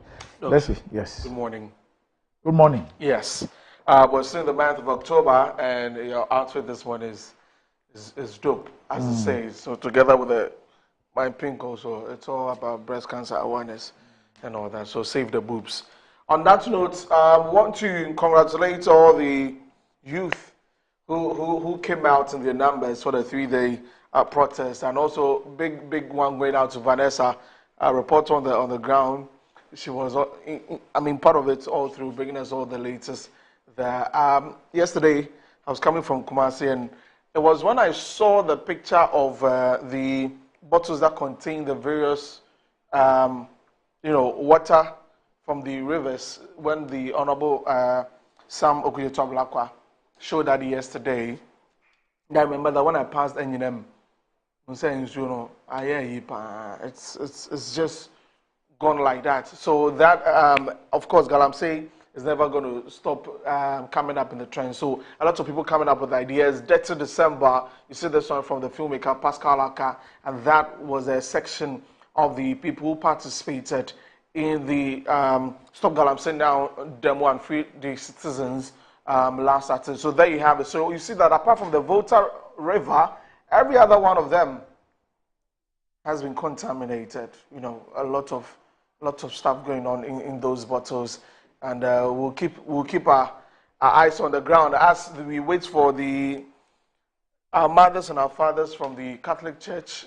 They'll also be embarking on a protest very soon. I will be joining in all of that. Anyways, away from that, Doc, let's talk about organized labor, because we understand that they met with the president. The Ministry of Information released a statement that they are surprised that they said they are going on strike in the next few days. So people have been reacting to that on X. This one says that great one there, Aluta continua, no retreat, no surrender. That's from Seray. Light Over Darkness says that good call, we are all at risk. This is not politics, it's about our lives and our children's lives. That is what we need. We need to get the government on their toes and do the needful, no space for leniency. Hashtag stop the Galamsey. Now from Georgia Carroll. Organized labor is making just 3 demands: declare state of emergency, revoke LI 2462, deploy military. Why would these 3 things be difficult to do? If government means well, they should be able to fulfill these 3 demands. So that's another message coming to Raymond Nyamado says that halt every form of small-scale mining, legal or illegal for now. Do that first, then we proceed to sanitize the space and fix what's broken properly. Why is government so unwilling to do this? So that is also some of the comments coming in about organized labor and all the conversation about illegal mining or galamsey. Away from that, I also find out that bro to bro is trending, dog. So bro to bro is like from an advice from a brother man to another brother man, which is just going on Twitter. So dog, I'll ask you, if you had to give gentlemen like myself and Joshua and Kiki an advice, what would that be? If you had to give myself, Joshua, Kiki, like young men, an advice, that's what a bro to bro is like. I can't give the 3 of you the same advice. Oh, well, general one. Oh, no. Your advice must be separate from Kiki. I seem to understand. Let's take a look at some of the bro to bro comments on X. That this one says that bro to bro, go for it now. The future is promised to absolutely no one. That is well, that's true though. The future is promised to no one. Bro to bro, when you get your life together, keep your mouth shut. That one today. Bro to bro, never chase a lady that doesn't like you. Oh, why is the lady laughing? This one says, bro to bro, women will respect you more when you have money. Focus on making money. She's shaking her head. I can see that. Okay. This one says, bro to bro, when you finally make it in life, shut up, live a coded way. Not everybody is happy to see you rejoicing. Your enemies plenty. Okay. So on that note, Doc, I'll come back to you. So you two give me advice. Hey, sir. You know, how we are going to give you advice. Why can't you advise me? No, we have to take the advice from you. How? You see, you've gone through everything, so your advice will be, rich enough for me to take. You can't advise me. Oh, I go fit, but no. Today they are the ones you own. Yeah, me, I can advise Kiki and the rest, as you said. Because you are now married. I'm in a different league, sort of. Okay. But you are in a senior league. Okay. So bro to bro. Yeah. Read your Bible every day. On that note, you don't like the advice? Oh, I like it. I like it. It will help you. It will help us. Chanta Salma Day. Any day. Huh? Any day. Chanta Salma Day. Okay, Kasabe. Chanta Salma Day. You know what's going on now? Okay. Chant.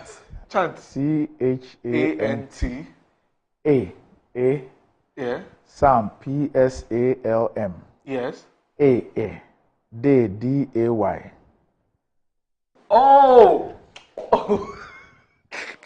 I get it. I get it now. Look, on that note, the APC flag bearer went to do campaign. The military escort who is with him also went for his own campaign. How? Oh, let's watch the video. You understand.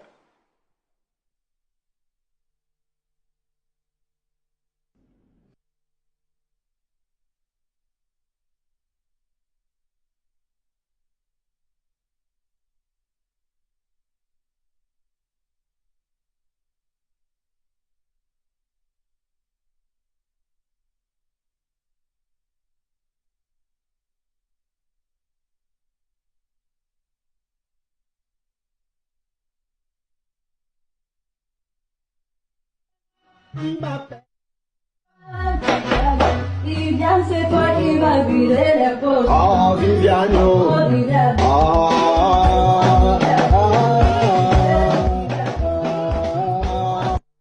Vivian wanya de Vivian wanya de ebusia wo hwe de sojeni ya eye sojeni a ya soma on se ko na ko guide Mr. President no wo de ye Mbappe just dia Mr. President e kakra na de emfa ne hu kiti mposi emfa ne hu wo jawo juma to na o pemba ebusia mimi hu ni se ntwaye na I don't blame him. Cause Obano no yemre, Obano no yemre, no to me Johnny number man. Tell me I am a gay padia, not so big to me the 3 minutes. Edge on number, when huni panenim, send enemy bone your face, send enemy ye shakazuru, send enemy ye day. When to me who know to me John number woman and next straight, oh there be honor and I mean jay.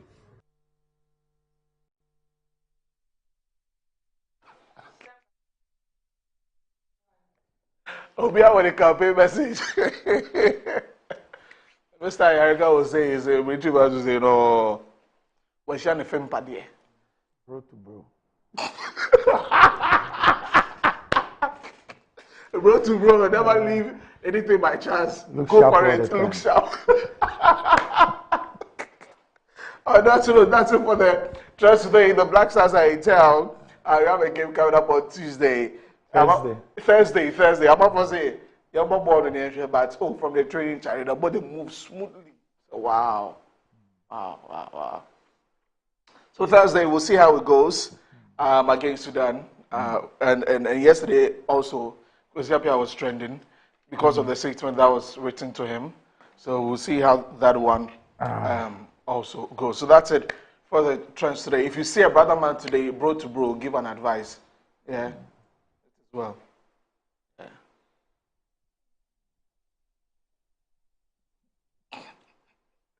Up next, Metro Sports.